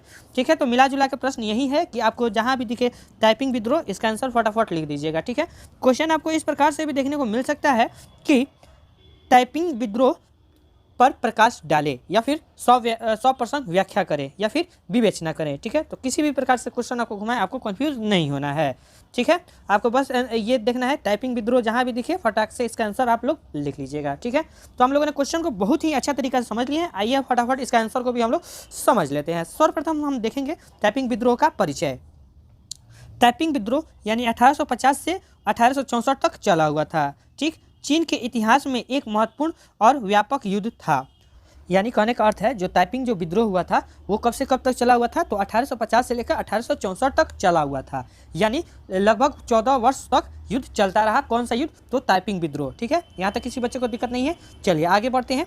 जो चीन साम्राज्य के खिलाफ एक प्रमुख विद्रोह के रूप में उभरा, यह विद्रोह किंग साम्राज्य के खिलाफ था और इसका नेतृत्व हांग जियानकाओ ने किया था, जो स्वयं एक टाइपिंग स्वर्गीय साम्राज्य का सम्राट मानते थे। यह विद्रोह लगभग 14 वर्ष तक चला और इसमें लाखों लोग मारे गए। जैसे कि ऑलरेडी हम लोगों ने ऊपर ही आपको बताया कि यह युद्ध कितना वर्ष तक चला हुआ था, तो 14 वर्ष तक, ठीक है। और इसमें काफ़ी ही लोग की क्षति हुई थी, काफ़ी लोग इसमें मृत्यु को भी प्राप्त हो गए थे, ठीक है।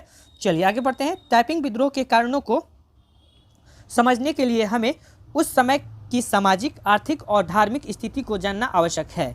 यानी कहने का अर्थ है किसी को चीज़ को अगर अच्छा तरीका से जानना है तो उसकी सामाजिक प्रवृत्ति उस वक्त की क्या थी, उसकी आर्थिक स्थिति क्या थी, है ना, धार्मिक स्थिति क्या थी, तो ये काफ़ी महत्वपूर्ण रखता है उस समय की, मतलब अगर सभ्यता, अगर किसी चीज़ को अगर जानना है तो ये 3 चीज़ काफ़ी ही महत्वपूर्ण योगदान देती है इन सारे बातों को जानने के लिए। जैसे हम लोग को टाइपिंग विद्रोह जानना है तो ये प्रमुख कारण हो सकते हैं और हुआ भी ऐसा, ठीक है। तो चलिए अगर सबसे पहले हम देख लेते हैं सामाजिक और आर्थिक असमानताएं। इस चीन में किस प्रकार की सामाजिक और आर्थिक असमानताएं हमें देखने को मिलती है उसके बारे में हम जान लेते हैं। चीन में 19वीं शताब्दी के मध्य एक समृद्धि की कमी और भारी असमानताएं फैल गई थी।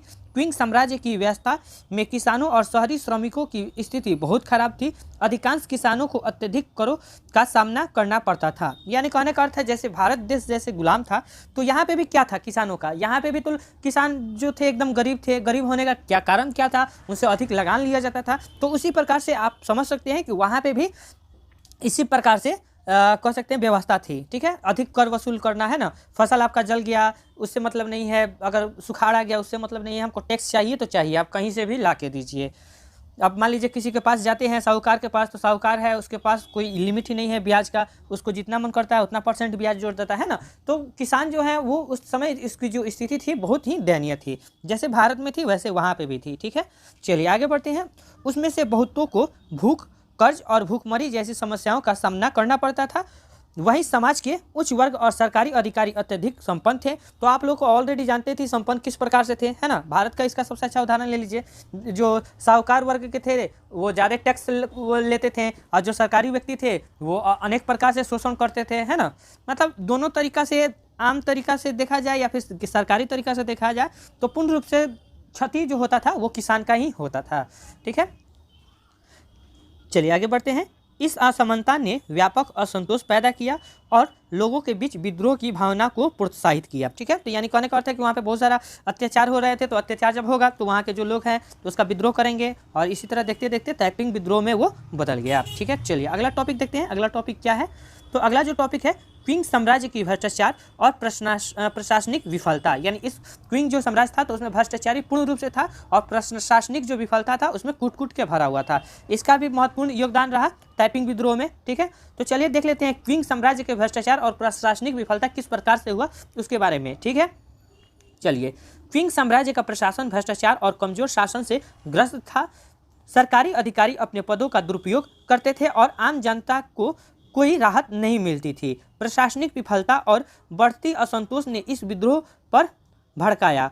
सरकार की कार्यप्रणाली और शासन की विफलताओं के कारण लोग आक्रोशित थे और उन्हें यह महसूस होने लगा कि केवल एक क्रांतिकारी आंदोलन ही इस समस्या का समाधान कर सकता है, ठीक है। तो जिस प्रकार से भारत में हुआ था आपको पहले ही हमने बताया हुआ था, जिस तरीके से भारत में अत्याचार हो रहे थे उसी प्रकार वहाँ पे भी देखने को मिलता था, ठीक है। तो इसलिए वहाँ पर तो एकदम ये है कि वहाँ पे तो मतलब विद्रोह होगा ही, ठीक है। चलिए अगला टॉपिक देख लेते हैं, धार्मिक कारण और हांग जियानक्यू का अनुभव। इनका क्या अनुभव कर रहा है उसके बारे में आइए हम थोड़ा सा जान लेते हैं, ठीक है। हांग जियानकाओ टाइपिंग विद्रोह के नेता एक धार्मिक दृष्टि से प्रभावित व्यक्ति थे। उन्होंने स्वयं को ईश्वर का बेटा और एक दिव्य मिशन के रूप में देखा था। उनका दावा था कि उन्हें ईश्वर ने चीन को बचाने के लिए भेजा है और उनका उद्देश्य चीन में सुधार लाना है। यानी कहने का अर्थ है कि वहाँ की अगर बात करें, जैसे हम लोग के यहाँ महात्मा गांधी का काफ़ी बड़ा योगदान रहा हमारे देश को आज़ाद कराने में, ठीक है। उसी प्रकार से वहाँ पे जो हांग जियानकाओ थे उनको योगदान मिला वो चीन को आज़ाद कराने में, ठीक है। चलिए आगे बढ़ते हैं। हांग ने पश्चिमी ईसाई धर्म के कुछ तत्वों को अपनाया था और एक नया धर्म विकसित किया जिसे टाइपिंग कार्यक्रम के रूप में जाना जाता है। हांग जियानकाओ का धार्मिक अनुभव, उनके दिव्य मिशन के प्रति विश्वास इस विद्रोह के प्रमुख कारणों में से एक था। यानी वो कहने का अर्थ है कि वो इस प्रकार से धर्म बनाए हुए थे ताकि हमारा जो इस मतलब कह सकते हैं कि जो समाज में असमानताएं फैली है उसको हटा दिया जाए, समाज में पूर्ण रूप से एक समान देखा जाए, है ना, जो समाज में भ्रष्टाचारी है उसको ख़त्म कर दिया जाए, जो पूर्ण रूप से मतलब गरीब किसानों पर उसको अत्याचार किया जा रहा है उसको हटा दिया जाए, है ना। तो उस प्रकार से उन्होंने विद्रोह का मतलब कह सकते हैं श्रेणी तैयार किया, श्रृंखला तैयार किया। ठीक है, चलिए आगे हम बढ़ते हैं ताकि किसी भी प्रकार से लोगों को कष्ट ना पहुँचे। ठीक है, चलिए आगे बढ़ते हैं। पश्चिमी प्रभाव और नशीली वस्तुओं का प्रभाव। 19वीं शताब्दी में चीन पश्चिमी देशों का प्रभाव बढ़ने लगा था। विशेष रूप से अफीम युद्ध के बाद चीन में अफीम की आपूर्ति बढ़ गई थी, जिससे समाज में नशे की लत फैल गई। अफीम और सैन्य नशीली वस्तुओं के कारण सामाजिक आर्थिक ताना बना और अधिक कमजोर हो गया था। इस असंतोष का भी ताइपिंग विद्रोह पर प्रभाव पड़ा, क्योंकि लोग इन विदेशी ताकतों से अपने देश को मुक्त कराना चाहते थे। तो ये भी बहुत अच्छा इसका ये रहा। ठीक है, अगला टॉपिक देखते हैं। अगला टॉपिक ये रहा कि टाइपिंग कार्यक्रम और हांग जियानकाओ की विचारधारा, इसमें किस प्रकार से उनका विचारधारा रहा उसके बारे में हम आइए देख लेते हैं। तो टाइपिंग विद्रोह केवल एक सामान्य विद्रोह नहीं था, बल्कि इसमें एक विशिष्ट विचारधारा उद्देश्य था, जिसे टाइपिंग कार्यक्रम के नाम से जाना जाता है। हांग जियानकाओ ने यह विचारधारा विकसित की थी, जिसमें उन्होंने चीन समाज के सुधार योजना बनाई थी। उनके कार्यक्रम मुख्य बिंदु निम्नलिखित थे, यानी उनको जो थे हांग जियानकाओ, ठीक है, वो अपना विचारधारा दिए हुए थे। ठीक है, और उनके कौन कौन से विचारधाराएं थे, उनके कौन कौन से कार्यक्रम थे, जिसे ये कह सकते हैं ये आंदोलन और आगे बढ़ा। तो सर्वप्रथम उन्होंने धार्मिक और सामाजिक सुधार किस प्रकार से किया वो आगे हम लोग देख लेते हैं। ठीक है, हांग ने एक नए धर्म की स्थापना की, जिसमें उन्होंने खुद को ईश्वर का बेटा और सम्राट माना। इस धर्म का मुख्य उद्देश्य चीनी समाज में सुधार लाना था। उन्होंने पुरानी चीनी परंपराओं और संस्कृति को नकारते हुए एक नया सामाजिक ढांचा बनाने की कोशिश की। इसमें लिंग समानता, धर्मनिरपेक्षता और सामाजिक समानता की समावेश था। ठीक है, अब हम देख लेते हैं समानता और भूमि का वितरण किस प्रकार से हुआ था उसके बारे में हम लोग देख लेते हैं। हांग ने भूमि को समान रूप से बांटने का प्रस्ताव रखा था, जिसमें सभी लोगों को समान अधिकार मिल सके। यानी कहने का अर्थ है जिसके पास 10 बीघा है और किसी के पास 5 कट्ठा है, तो वैसे नहीं होना चाहिए। ऐसा समानता की दृष्टि से देखना चाहिए। यानी अगर सब कुछ का अगर अट रहा है 10 कट्ठा में, तो जिसके पास 10 बीघा है उसको संपत्ति को छीनकर वो आपको 10 कट्ठा में यानी समान तौर पर उसको बांट दिया जाएगा। ठीक है, इसका उद्देश्य था कि समाज में वर्ग भेद और शोषण को समाप्त किया जाए। यानी इसका मुख्य उद्देश्य क्या था कि समाज में जो शोषण हो रहा था, ठीक है, वो शोषण को पूर्ण रूप से समाप्त कर दिया जाए। लेकिन ऐसा देखने को मिला, लेकिन उतना मात्रा में नहीं देखने को मिला जितना मात्रा में इसको शुरू करने से पहले देखा गया था। ठीक है, भूमि का वितरण और सार्वजनिक संपत्ति का समान उपयोग टाइपिंग विचारधारा का मुख्य हिस्सा था। ठीक है, तो ये भी बहुत अच्छा टॉपिक था। चलिए, यानी जियानकाओ का ये भी विचारधारा था। चलिए अब आगे अगला टॉपिक हम देखते हैं। यहाँ तक किसी बच्चों को दिक्कत नहीं होना चाहिए। चलिए अगला जो हमारा टॉपिक है, पारंपरिक चीनी संस्कृति का नकारण। टाइपिंग विद्रोह के दौरान हांग जियानकाओ और उनके अनुयायियों ने पारंपरिक चीनी संस्कृति को खारिज किया था। उन्होंने कन्फ्यूशियसवाद, ताओवादी परंपराओं और बौद्ध धर्म के कई तत्वों को नकारा। इसके स्थान पर उन्होंने अपने नए धार्मिक विचारों और आदर्शों को बढ़ावा दिया। यह पारंपरिक संस्कृति के लिए एक बड़ा चुनौती था और इसे विद्रोही के द्वारा विशेष रूप से तर्कपूर्ण माना गया। ठीक है, यानी वहाँ का जो धर्म था उसको भी चेंज उन्होंने किया। ठीक है, चलिए अगला देखते हैं, ईसाई धर्म का समावेश।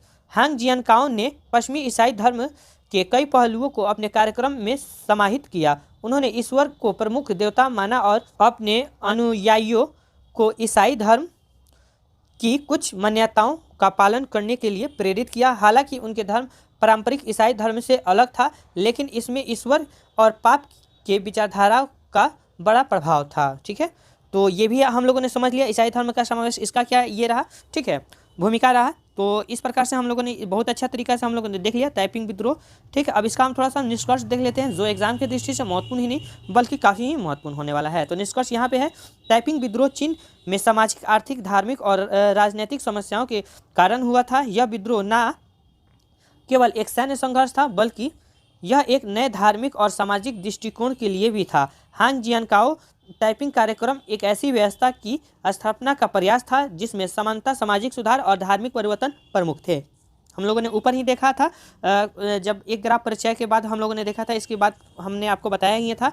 ठीक है, चलिए आगे हम देखते हैं। हालांकि यह विद्रोह विफल रहा और भारी विनाश हुआ, लेकिन इसने चीन में सामाजिक असंतोष और बदलाव की आवश्यकताओं को उजागर किया, जिसने बाद में अन्य महत्वपूर्ण सुधारों आंदोलन को प्रेरित किया। तो इस प्रकार से हम लोगों ने बहुत अच्छा तरीका से समझ लिए हैं टाइपिंग विद्रोह। तो मुझे पूर्ण रूप से आशा है कि किसी बच्चों को दिक्कत नहीं होगा। तो चलिए एक बार फटाफट हम लोग देख लेते हैं हम लोगों ने क्या क्या देखा। तो सर्वप्रथम हम लोगों ने टाइपिंग विद्रोह का परिचय देखा, ठीक है। उसके बाद हम लोगों ने सामाजिक और आर्थिक असमानताएं क्या क्या थी उसके बारे में हम लोगों ने देखा। उसके बाद क्विंग साम्राज्य का भ्रष्टाचार और प्रशासनिक विफलता को देखा। उसके बाद धार्मिक कारण हांग जियानकाओ का अनुभव देखा कि उसका क्या अनुभव रहा, ठीक है। उसके बाद पश्चिमी प्रभाव, नशीली वस्तुओं का प्रभाव, इसका भी क्या प्रभाव रहा वो हम लोगों ने बहुत अच्छा तरीका से देखा। उसके बाद अगला जो टॉपिक था हमारा धार्मिक और सामाजिक सुधार, इसमें भी बहुत अच्छा तरीका से हम लोगों ने समझा कि समानता और भूमि का वितरण किस प्रकार से है, उसको हम लोगों ने देखा। उसके बाद पारंपरिक चीन संस्कृति का नकारण जो थे, ठीक है, उसको भी हम लोगों ने देखा। और लास्ट में हम लोगों ने देखा क्या, ईसाई धर्म का समावेश, ठीक है। तो मुझे पूर्ण रूप से उम्मीद है ये क्वेश्चन आपको बहुत अच्छा तरीका से समझ में आ गया होगा। आज हम देखेंगे हिस्ट्री ऑनर्स पेपर 7 का वे सारे महत्वपूर्ण प्रश्न जो आपके एग्जाम के दृष्टि से महत्वपूर्ण ही नहीं बल्कि काफ़ी ही महत्वपूर्ण होने वाला है, ठीक है। ऑलरेडी हम लोगों ने क्वेश्चन नंबर 5 को देख लिया था, जिसमें क्वेश्चन नंबर 5 में दिया गया था कि जापान में साम्राज्यवाद के पतन के कारणों का वर्णन करें। आज हम उसका अथवा वाला भी क्वेश्चन हम देख लेते हैं, जो एग्जाम की दृष्टि से महत्वपूर्ण ही नहीं बल्कि काफ़ी ही महत्वपूर्ण है, ठीक है। हमसे क्वेश्चन क्या कह रहा है कि जापान के आधुनिकीकरण पर एक निबंध लिखिए, यानी बताना है कि जापान में जो आधुनिकीकरण आजकल देखने को हमें मिल रही है तो वो किस प्रकार से वो विकसित कंट्री में, मतलब बहुत डेवलप, आज देख सकते हैं कि भारत से कई गुना आगे है ना, तो वो किस प्रकार से वो विकसित हुआ, उसी के बारे में इस क्वेश्चन में का आंसर आपको देना है। तो चलिए क्वेश्चन को हम लोगों ने बहुत अच्छा तरीके से समझ लिया और फटाफट इसका आंसर भी हम लोग देख लेते हैं एकदम बिल्कुल आसान भाषा में, ठीक है। चलिए सबसे पहले पेन ले लेते हैं। चलिए फटाफट आंसर अब हम देख लेते हैं। 19वीं शताब्दी के मध्य तक जापान एक समृद्ध लेकिन बंद और पारंपरिक देश था, जहां पश्चिमी प्रभाव का कोई खास असर नहीं था। यह देश अपनी ऐतिहासिक और सांस्कृतिक धरोहर के साथ पूरी दुनिया से कटकर अपनी राह पर चल रहा था, लेकिन 1853 में जब अमेरिकी एडमिरल मैथ्यू पेरी अपनी समुद्री सेना के साथ जापान के बंदरगाहों पर पहुंचे और जापान को पश्चिमी देश के साथ व्यापार करने के लिए मजबूर किया, तब जापान के समाज और राजनीति में एक गहरा बदलाव आया। इस घटना को परी के आगमन के रूप में जाना जाता है और यह जापान के इतिहास में एक महत्वपूर्ण मोड़ साबित हुआ। इसने जापान को मजबूर किया कि वह अपनी पारंपरिक व्यवस्था को छोड़कर एक आधुनिक राष्ट्र बने, यानी कहने का अर्थ है जो जापान में जो पहले की जो व्यवस्था थी वो व्यवस्था को समाप्त करके नया आधुनिक तरीका से चले पश्चिमी सभ्यता के अनुसार, ठीक है। वहाँ के पहले जो जापान के लोग थे वो पारंपरिक हिसाब से चल रहे थे, लेकिन बाद में उसे मेजी के राह पर चलना पड़ा, जो उसको काफ़ी ही डेवलप देश बनाया, ठीक है।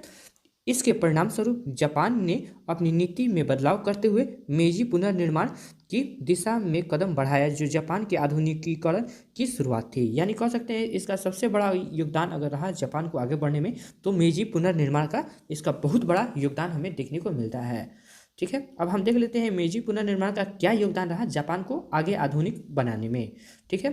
तो सबसे पहले हम देख लेते हैं मेजी पुनर्निर्माण आखिर है क्या, ठीक है। तो अगर सबसे पहले बात करें तो 1868 में जापान के सम्राट मेजी के शासन में जापान ने अपनी नीति में बुनियादी बदलाव किया। सम्राट ने शोगुन यानी सामंती शासक की शक्ति को समाप्त किया और शाही सत्ता को पुनः स्थापित किया। इस बदलाव के साथ ही जापान ने पश्चिमी देशों के प्रभाव और नई तकनीकों को अपनाने का निर्णय लिया। मेजी सरकार ने औद्योगिकीकरण, सैन्य आधुनिकीकरण, शिक्षा प्रणाली के सुधार और पश्चिमी विज्ञान और प्रौद्योगिकी को जापान में लाने के लिए कई महत्वपूर्ण कदम उठाए। यानी जो पहले की जो परंपराएं थी उसको बंद कर दिया गया और वहाँ नए नए उद्योग धंधे का निर्माण भी किया गया।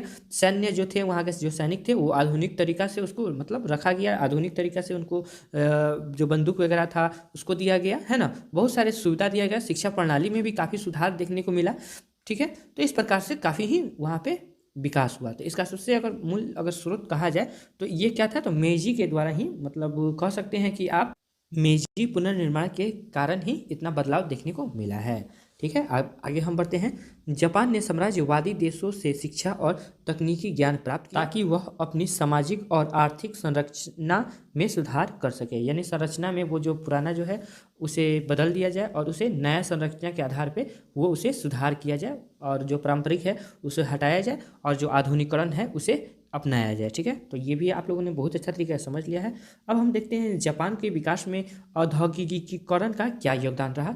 इसका भी एक बहुत कह सकते हैं बहुत बड़ा एक योगदान हमें देखने को मिलता है। ठीक है, सबसे पहले देखते हैं मेiji सरकार ने जापान के औद्योगिकीकरण के लिए कई सुधार लागू किए। सबसे पहले जापान ने अपनी पारंपरिक कृषि आधारित अर्थव्यवस्था को बदलने की दिशा में कदम बढ़ाया। सरकार ने बुनियादी ढांचे के विकास के लिए बड़े पैमाने पर निवेश किया।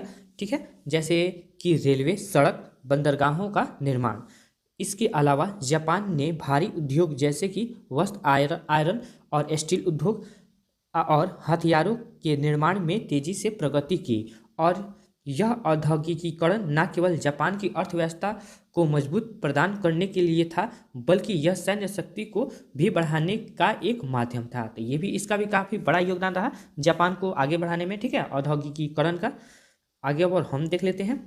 इसके परिणाम स्वरूप जापान जल्द ही पश्चिमी देशों के बराबर औद्योगिक और आर्थिक शक्ति के रूप में उभरा। इससे जापान ने दुनिया में अपनी स्थिति को और मजबूत किया और पश्चिमी देशों के साथ प्रतिस्पर्धा करने के लिए तैयार हो गया।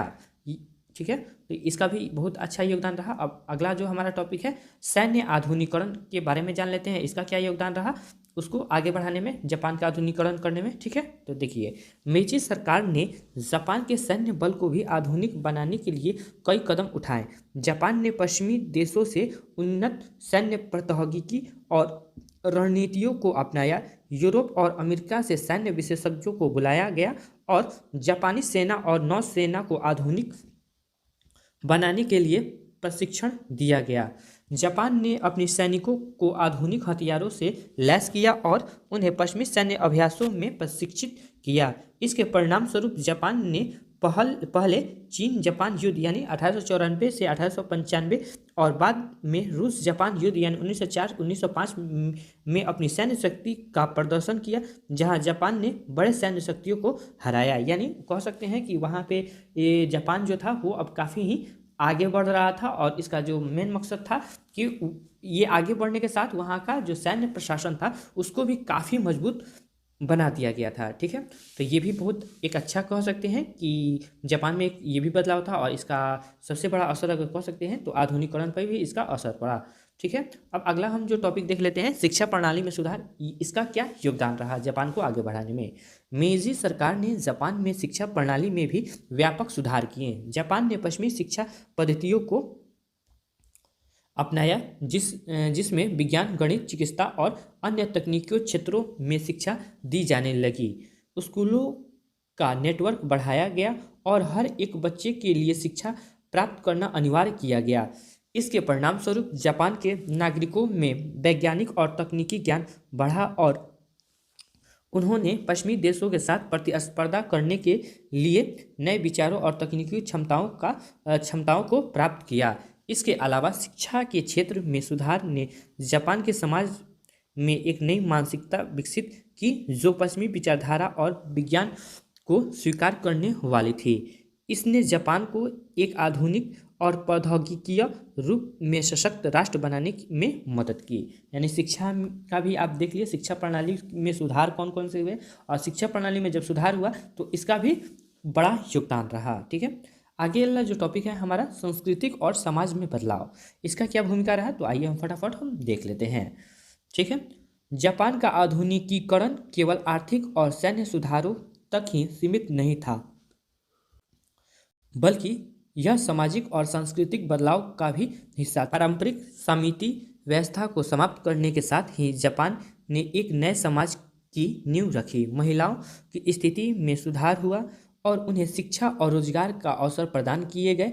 इसके अलावा जापान ने अपनी पारंपरिक संस्कृति को भी आधुनिक दुनिया के साथ सामंजस्य स्थापित करने के लिए कुछ हद तक बदलाव हुआ। जबकि पश्चिमी विचारधाराएं और फैशन जापान में प्रवेश कर रहे थे, जापान ने अपनी सांस्कृतिक धरोहर को भी संरक्षित रखा और उसे आधुनिक रूप में प्रस्तुत किया। तो इसका भी बहुत अच्छा योगदान कह सकते हैं। अगला जो हमारा टॉपिक है, ठीक है, वैश्विक दृष्टिकोण, इसका क्या प्रभाव रहा उसके बारे में हम थोड़ा सा जान लेते हैं। ठीक है, चलिए। जापान का आधुनिकीकरण केवल घरेलू सुधारों तक सीमित नहीं था, बल्कि इसका उद्देश्य वैश्विक स्तर पर जापान को एक शक्तिशाली राष्ट्र के रूप में स्थापित करना था। जापान ने पश्चिमी देशों के साथ व्यापारिक संबंध स्थापित किया और उनके साथ समानता की स्थिति में आकर बातचीत की। इसके अलावा जापान ने साम्राज्यवादी नीतियाँ अपनाई और एशिया के विभिन्न हिस्सों में अपने प्रभाव को फैलाया। इसने जापान को एक महत्वपूर्ण वैश्विक शक्ति, पश्चिमी देशों के समान सैन्य, औद्योगिक और राजनीतिक ताकतों के रूप में उभरा। तो ये सारे टॉपिक देख लिए हैं कि किस प्रकार से जापान का विकास हुआ। ठीक है, अब इसका फटाफट हम निष्कर्ष जान लेते हैं। जापान का आधुनिकीकरण एक अद्वितीय और प्रेरणादायक प्रक्रिया थी, जिसने इस दुनिया के सबसे शक्तिशाली राष्ट्रों में से एक बना दिया। मेजी पुनर्निर्माण के दौरान जापान ने अपनी समाज, सांस्कृतिक, अर्थव्यवस्था और सैन्य में व्यापक सुधार किए। इसके परिणामस्वरूप जापान ने न केवल अपनी आंतरिक शक्ति को बढ़ाया, बल्कि उसने विश्व स्तर पर भी एक महत्वपूर्ण शक्ति के रूप में अपनी पहचान बनाई। आज जापान एक आधुनिक, समृद्ध और तकनीकी दृष्टि से अग्रणी देश है और इसका आधुनिकीकरण दुनिया के लिए एक प्रेरणा है। ठीक है, तो इसका निष्कर्ष भी हम लोगों ने बहुत अच्छा तरीका से समझ लिया है। ठीक है, तो आज हम लोगों ने क्या क्या सीखा, एक बार हम फटाफट आपको हम रिवीजन करा दे रहे हैं ताकि आप इस टॉपिक को भूले नहीं। ठीक है, सबसे पहले हम क्वेश्चन की अगर हम बात करें तो हम क्वेश्चन नंबर 5 का अथवा था, जो कह रहा था कि जापान के आधुनिकीकरण पर एक निबंध लिखे या प्रकाश डाले या 100% जो होता है कह सकते हैं कि 100% व्याख्या करें। ठीक है, तो हम लोगों ने देखा, सबसे पहले हम लोगों ने उसका इतिहास जाना, उसके बाद मेजी पुनर्निर्माण देखा कि इसका क्या योगदान रहा जापान को आगे बढ़ाने में। ठीक है, उसके बाद हम लोगों ने देखा कि औद्योगिकीकरण का क्या योगदान रहा जापान को आगे बढ़ाने में। ठीक है, उसके बाद सैन्य आधुनिकीकरण का भी हमने देखा कि उसका क्या योगदान रहा, तो उसका भी काफ़ी ही बहुत बड़ा एक योगदान रहा। अब हम चौथा देख लेते हैं, शिक्षा प्रणाली में सुधार, इसका भी बहुत बड़ा योगदान रहा। उसके बाद हमारा जो 5वां टॉपिक था, सांस्कृतिक और समाज में बदलाव, ये भी बहुत बड़ा एक बदलाव देखने को मिला। ठीक है, और छठा जो था वैश्विक दृष्टिकोण। ठीक है, तो इस प्रकार से हम लोगों ने देखा कि किस प्रकार से जो जापान जो देश था वो आगे बढ़ा। ठीक है, आज हम देखेंगे हिस्ट्री ऑनर्स पेपर 7 के वे सारे महत्वपूर्ण प्रश्न जो आपके एग्जाम की दृष्टि से महत्वपूर्ण ही नहीं बल्कि काफ़ी ही महत्वपूर्ण है। आज हम देखेंगे क्वेश्चन नंबर 8, मेजी संविधान की प्रमुख विशेषताओं की चर्चा करें। ठीक है, कुछ बच्चे का सवाल ये होगा कि सर पेपर 7 का 7 नंबर क्वेश्चन नहीं बताए, तो आपको 7 नंबर भी क्वेश्चन आपको कल या परसों हम बता देंगे। ठीक है, तो आज हम देख लेते हैं क्वेश्चन नंबर 8। ठीक, मेजी संविधान की प्रमुख विशेषताओं की चर्चा करें। ठीक है, तो सर्वप्रथम हम देख लेते हैं इसका परिचय क्या है। थोड़ा सा इसमें क्वेश्चन घुमाने का तरीका आपको हम बता दे रहे हैं ताकि आपको एग्जाम में किसी भी प्रकार से दिक्कत ना हो आंसर जानने से पहले। यहाँ पे क्वेश्चन इस प्रकार से भी आपसे पूछा जा सकता है कि मेजी संविधान की प्रमुख विशेषताओं पर प्रकाश डाले। ठीक है, या फिर बोल सकता है कि अपना विचार प्रस्तुत करें। तो आपको कंफ्यूज नहीं होना, बस आपको देख लेना मेजी संविधान यहाँ पे पूछा जा रहा है, आप बस आगे क्या है उसकी कोई आपको मतलब नहीं है, बस मेजी संविधान दिखेगा, आंसर फटाक से इसका लिख दीजिएगा। ठीक है, तो क्वेश्चन को हम लोगों ने समझ लिया। अब आइए फटाफट इसका हम परिचय हम देख लेते हैं। जापान का मेजी संविधान the imperial constitution of Japan कहा जाता है।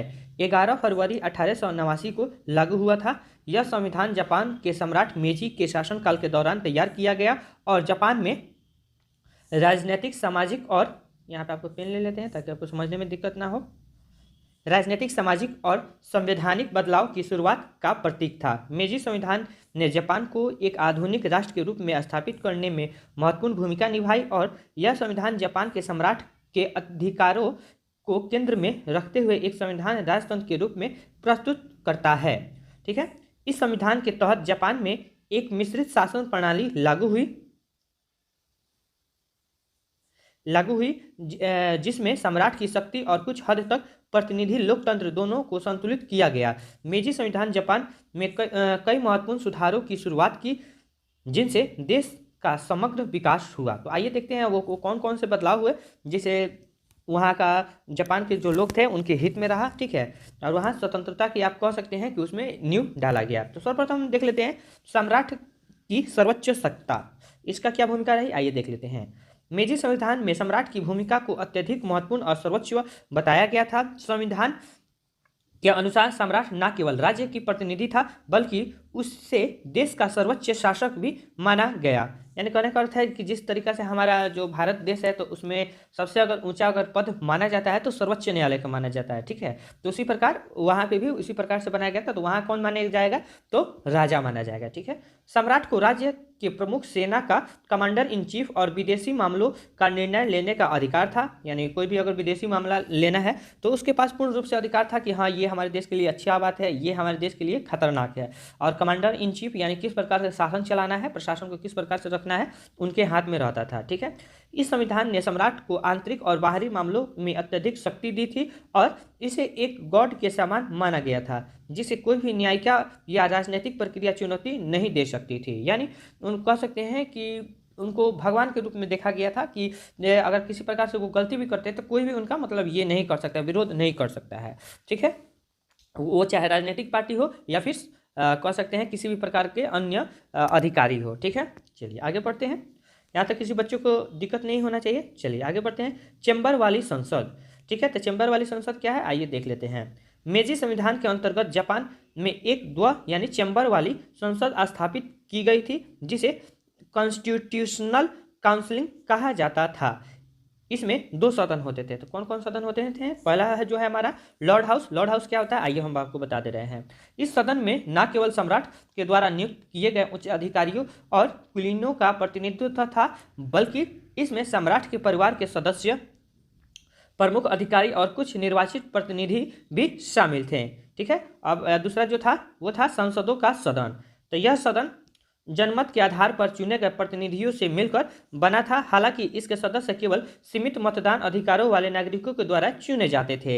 इसमें आम नागरिकों का प्रतिनिधित्व था लेकिन यह बहुत ही सीमित था। यानी कहने का अर्थ है कि वहाँ पे जो चुनाव होता था और जो सांसद, जैसे आज के टाइम में हमारे यहाँ से सांसद जाते हैं, है ना, तो वहाँ पे जो भी अपना मांग रहता है वो अपना मांग को वहाँ करते हैं। तो वहाँ पे उनका जो बिल होता है उसको पेश किया जाता है और उसके बाद तर्क वितर्क होने के बाद वो पास हो जाता था, ठीक है। तो हम लोग सांसद को हम लोग खुद चुनते हैं, तो उसी प्रकार से वहाँ पे भी चुना जाता था लेकिन उतना मात्रा में नहीं जितना आज के टाइम में हो रहा था। बहुत सीमित मात्रा में उसको सांसद का मतलब प्रयोग किया जाता था और उसका चुनाव होता था।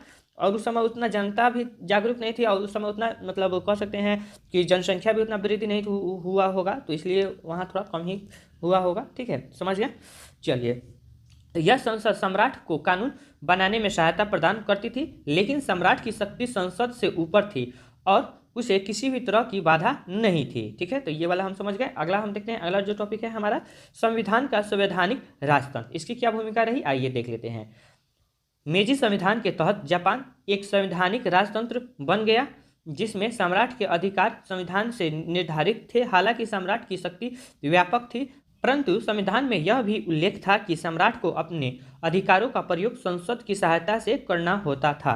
यानी कहने का अर्थ है कि जो सम्राट होते थे तो वो किसके सहायता से मतलब अपना शासन का कह सकते हैं भागदौड़ संभालते थे, या किसी भी प्रकार से अगर फैसला लेना है या किसी भी प्रकार से अधिकार है तो वो किसका सहायता लेते थे, तो वो सांसद का सहायता लेते थे, ठीक है। सम्राट को नए कानून बनाने, युद्ध की घोषणा करने और विदेशी मामलों में हस्तक्षेप करने का अधिकार था लेकिन उसे संसद की सहमति या सलाह की आवश्यकता थी। इस तरह जापान एक संवैधानिक राजतंत्र था जिसमें सम्राट के अधिकारों को नियंत्रित करने के लिए कुछ संवैधानिक सीमाएं थी लेकिन सम्राट की सत्ता सर्वोच्च बनी रही, ठीक है। चलिए, नागरिक अधिकार की समिति मान्यता किस प्रकार से हुआ उसको हम देख लेते हैं, ठीक है। मेजी संविधान में नागरिकों के कुछ मौलिक अधिकार की व्यवस्था की गई थी जैसे स्वतंत्रता, धर्म और अभिव्यक्ति की स्वतंत्रता। हालांकि इन अधिकारों की सीमाएं भी थी। सरकार को यह अधिकार था कि वह नागरिकों की स्वतंत्रता को रोकने के लिए कानून बना सकती थी। इसके अलावा सम्राट और उसकी सरकार सर्वोच्च माना गया था। यानी कहने का अर्थ है कि यहाँ पे इस प्रकार से वो मतलब संविधान तैयार किया गया था कि अगर किसी प्रकार से अगर मामला बिगड़ता है तो जो आम नागरिक है उनको, जो लोकतांत्रिक है उसको खत्म किया जा सकता है, ठीक है। इसके अलावा सम्राट और उसकी सरकार सर्वोच्च माना गया था। यानी कि अगर मामला गड़बड़ होता है तो वहाँ की जो सरकार है ठीक है, यानी जो राजा है उसी के हिसाब से उसको जिस तरीका से वो अपना न्याय सुनाएगी उसी तरीका से न्याय व्यवस्था चलेगी। ठीक है, चलिए आगे बढ़ते हैं। और नागरिकों के अधिकारों को किसी भी प्रकार के दबाव या परिवर्तन के बिना प्रतिबंधित किया जा सकता था, यानी आप विरोध उसका नहीं कर सकते हैं। ठीक है, चलिए ये वाला टॉपिक हम लोग समझ लिए। अगला टॉपिक की तरफ हम बढ़ते हैं। कार्यपालिका और न्यायपालिका की क्या भूमिका रही, इसके बारे में हम थोड़ा जान लेते हैं। ठीक, मेजी संविधान में एक मजबूत कार्यपालिका और न्यायपालिका की व्यवस्था की गई थी। सम्राट के द्वारा नियुक्ति किए गए मंत्रियों के माध्यम से कार्यपालिका को नियंत्रित किया जाता था। सरकार के प्रमुख मंत्री और मंत्रिमंडल सम्राट के प्रति उत्तरदायी होते थे, लेकिन उनका कार्य सम्राट के निर्देशों के अनुसार होता था। न्यायपालिका स्वतंत्र थी, लेकिन सम्राट के प्रति उसकी भी कुछ प्रतिबद्धताएं थी। अदालतों को सम्राट की इच्छाओं का पालन करना होता था और इसलिए यह पूरी तरह स्वतंत्र नहीं थी। यानी कहने का अर्थ है कि आप कह सकते हैं, कहने के लिए तो आप स्वतंत्र हैं, लेकिन जो कह सकते हैं उसका जो भाग दौर है वो सरकार संभालेगी, यानी आप पूर्ण रूप से स्वतंत्र नहीं है। ठीक है, आगे जिस तरह से आपको आदेश मिलेगा उस तरह से आपको कार्य करना है। ठीक है, कहावत इस पर अच्छा से बैठ सकता है कि हाथी के दो दांत होते हैं, एक दिखाने वाला एक खाने वाला। तो वो जो ये जो बाहरी जो दांत होता है हाथी का, उसी प्रकार से इसका भी बाहरी दांत हुआ करता था कि हाँ ये हम स्वतंत्र हैं, लेकिन अंदरी जो दांत था वो सरकार के हिसाब से यानी राजा के हिसाब से ही चलता था। ठीक, चलिए आगे और हम बढ़ते हैं। सैन्य शक्ति और रक्षा नीति, इसका क्या योगदान रहा, आइए देखते हैं। मेजी संविधान के तहत जापान में सैन्य शक्ति का संचालन सम्राट के हाथों में था। सम्राट को युद्ध की घोषणा करने और सैनिकों को भेजने का अधिकार था। जैसे हम लोग ऊपर ही देखे कि उनके पास जो भी सैनिक का कार्य होंगे, प्रशासन के कार्य होंगे, उनके हाथ में होगा। ठीक है, और इसके अलावा संविधान के अनुसार जापान में एक मजबूत और आधुनिक सैन्य शक्ति स्थापित की गई, जिससे देश की सुरक्षा सुनिश्चित हो सके।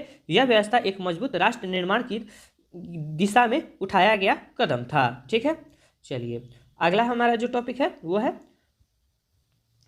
सीमित मतदान और चुनावी प्रणाली। इसका क्या योगदान रहा, आइए देखते हैं। मेजी संविधान में जापान के नागरिकों को एक समिति मतदान का अधिकार दिया गया था। हालांकि संसद चुनावों में भाग लेने का अधिकार था, परंतु यह अधिकार केवल संपत्ति रखने वाले, कर अदा करने वाले पुरुषों को था। यानी कहने का अर्थ है कि जो भी चुनाव वोट देंगे तो वो कौन वोट दे सकते हैं, यानी जो संपत्ति वाले हैं यानी धनी मानी व्यक्ति हैं जो टैक्स देते हैं वही इसका मतलब वोट दे सकते हैं, आम लोग इसमें नहीं दे सकते हैं। ठीक है, इससे स्पष्ट था कि जापान की चुनावी प्रणाली बहुत ही सीमित था और इसका उद्देश्य एक विशेष वर्ग के हितों की रक्षा करना था। यानी कहने का अर्थ है यहाँ पर लिखा ही हुआ है कि इसका उद्देश्य विशेष वर्ग के हितों की रक्षा करना था। यानी कहने का अर्थ है कि जिस प्रकार से बड़े वर्ग के लोग अब दे रहे हैं वोट, तो उन्हीं के हिसाब से न संविधान बनेगा, है ना।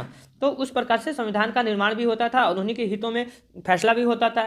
तो इस प्रकार से वहां पे देखने को मिलता था लोकतांत्रिक शासन, जिसको लोग कहते थे कि हम अब स्वतंत्र हो गए, लेकिन पूर्ण रूप से इसको नहीं कहा जा सकता है। ठीक है, तो हम लोगों ने 7 टॉपिक को बहुत अच्छा तरीका से समझ लिए हैं। अब इसका चलते हैं मेन टॉपिक की तरफ, जिसका हम लोग कहते हैं निष्कर्ष। देखिए आप लोग एग्जाम में जब भी जाइएगा तो निष्कर्ष जरूर लिखिएगा, ठीक है, क्योंकि निष्कर्ष काफ़ी महत्वपूर्ण भूमिका निभाती है। आपको इतना जान लीजिए 7 टॉपिक का कवर इसमें सिर्फ निष्कर्ष में ही हो जाता है। कभी कभी ऐसे टीचर आपको मिल जाएंगे बस वो 2 ही चीज़ पढ़ते हैं, परिचय क्या है, उसके बाद आपका टॉपिक देख लेंगे कि टॉपिक ये बच्चा लिखा हुआ है, 5 को या 7 को लिखा है, और उसके बाद निष्कर्ष चेक कर लेंगे, हो गया। अगर सब उनको अच्छा लगा तो इतना अगर लिख लेते हैं तो आपको 20 में 20 नंबर आपको अवश्य ही मिल जाएंगे। ठीक है, चलिए आगे हम बढ़ते हैं। मेजी संविधान जापान के इतिहास में एक महत्वपूर्ण मील का पत्थर था। इसने जापान को एक संवैधानिक राजतंत्र के रूप में स्थापित किया, जिसमें सम्राट की सर्वोच्च सत्ता को संविधान के तहत कानूनी रूप से स्वीकार किया गया था। हालांकि संविधान में कुछ नागरिक अधिकारों की व्यवस्था की गई थी, लेकिन सम्राट की शक्तियां अत्यधिक थी और संसद की भूमिका सीमित थी। इस संविधान के माध्यम से जापान ने अपने सामाजिक राजनीतिक संचालनों में आधुनिकता की ओर कदम बढ़ाया और एक औद्योगिक राष्ट्र बनाने की दिशा में अपने मार्ग प्रशस्त किया। ठीक है, गुड इवनिंग, कैसे हैं आप सब। आशा करती हूँ आप सब ठीक ठाक होंगे और जहाँ पे भी होंगे अपने एग्जाम की तैयारी में लगे होंगे। तो आज हम लेकर आ गए हैं हिस्ट्री ऑनर्स पेपर 7 का VVI क्वेश्चन, जो कि आपके एग्जाम की दृष्टि से काफ़ी ही महत्वपूर्ण होने वाला है। तो देर ना करते हुए बढ़ते अपने वीडियो की तरफ। अगर आप भी हमारे बैच से जुड़ना चाहते हैं तो मात्र 249 रुपया देकर आप हमारे बैच से जुड़ सकते हैं, जिसमें आपको मिलेगा PDF, ठीक है, सारे VVI क्वेश्चन का PDF, ठीक है। उसके बाद आपको मिलेगा टेस्ट, ठीक है। उसके बाद आपको मिलेगा ये वीडियो, ठीक है। तो सारी चीज़, इतना सारा चीज़ आपको मात्र मिल रहा है मात्र 249 रुपया में। तो अगर आप हमारे बैच से जुड़ना चाहते हैं, टॉपर बैच से जुड़ना चाहते हैं, तो आज ही हमारे नीचे दिए गए व्हाट्सअप नंबर पे आप हमें मैसेज कर सकते हैं। ठीक है, मैसेज करके आपको क्लास खरीद सकते हैं, आप क्लास में ज्वाइन हो सकते हैं। चलिए देखते हैं, हमारा आज का क्वेश्चन है चांग काई शेक की भूमिका की विवेचना कीजिए। यानी कि चांग काई शेक जो है, हम लोग जानते हैं कि इसमें आपको पढ़ना है चीनी क्रांति। तो चांग काई शेक जो है वह हमारे चाइना के जो स्वतंत्रता सेनानी है वही हैं, उन्हीं के बारे में पूछ रहा है कि आप चांग काई शेक की भूमिका की विवेचना कीजिए। इनकी क्या भूमिका रही, इनके बारे में हम लोगों को क्या करना है, बताना है। चलिए देखते हैं इनका परिचय, कौन थे, क्या थे, है ना। चांग कोई शेक 20वीं शताब्दी के एक महत्वपूर्ण चीनी नेता थे जिनका जीवन राजनीति चीनी के इतिहास में बहुत महत्वपूर्ण मोड़ों पर प्रभावशाली रहा। वह कुओमिंटांग KMT या राष्ट्रीय जनतांत्रिक पार्टी के प्रमुख नेता थे। यानी कि वो क्या थे, एक नेता थे जिनकी पार्टी का नाम क्या था, KMT या कुओमिंटांग। तो कुओमिंटांग ज़्यादा लंबा हो जा रहा है, तो हम लोग क्या याद करेंगे, KMT, है ना।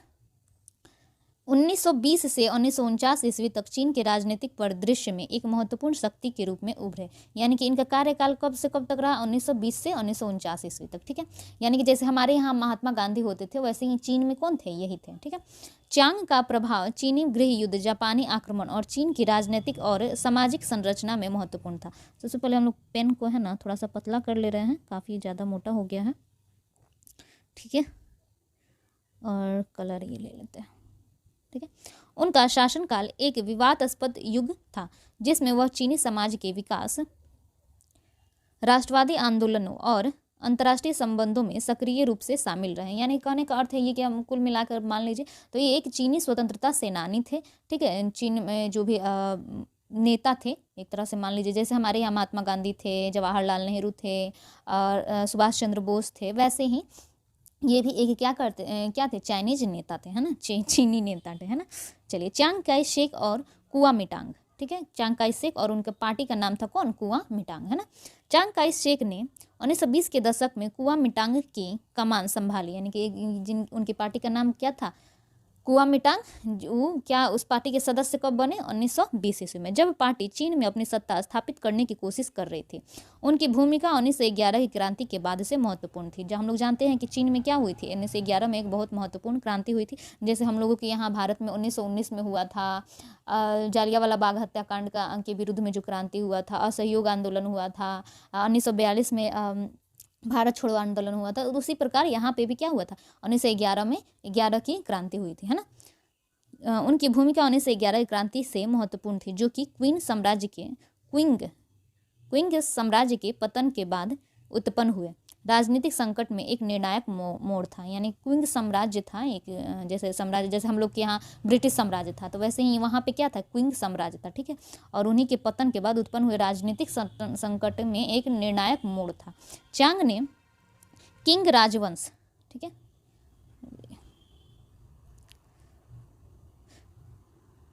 किंग राजवंश के पतन के बाद चीन में एक सशक्त और संगठित राष्ट्रीय सरकार की स्थापना की दिशा में काम किया। यानी कि जैसे हम लोग के यहाँ भारत आज़ाद हो गया, तो उसके बाद क्या हुआ, हम लोग का अपना संविधान बना, कैसे शासन करना है, कैसे नहीं करना है, तो उस सब चीज़ों के बारे में लोगों ने गहन विश्लेषण किया। संविधान निर्माण में लगभग 2 साल 11 महीना 18 दिन लग गया।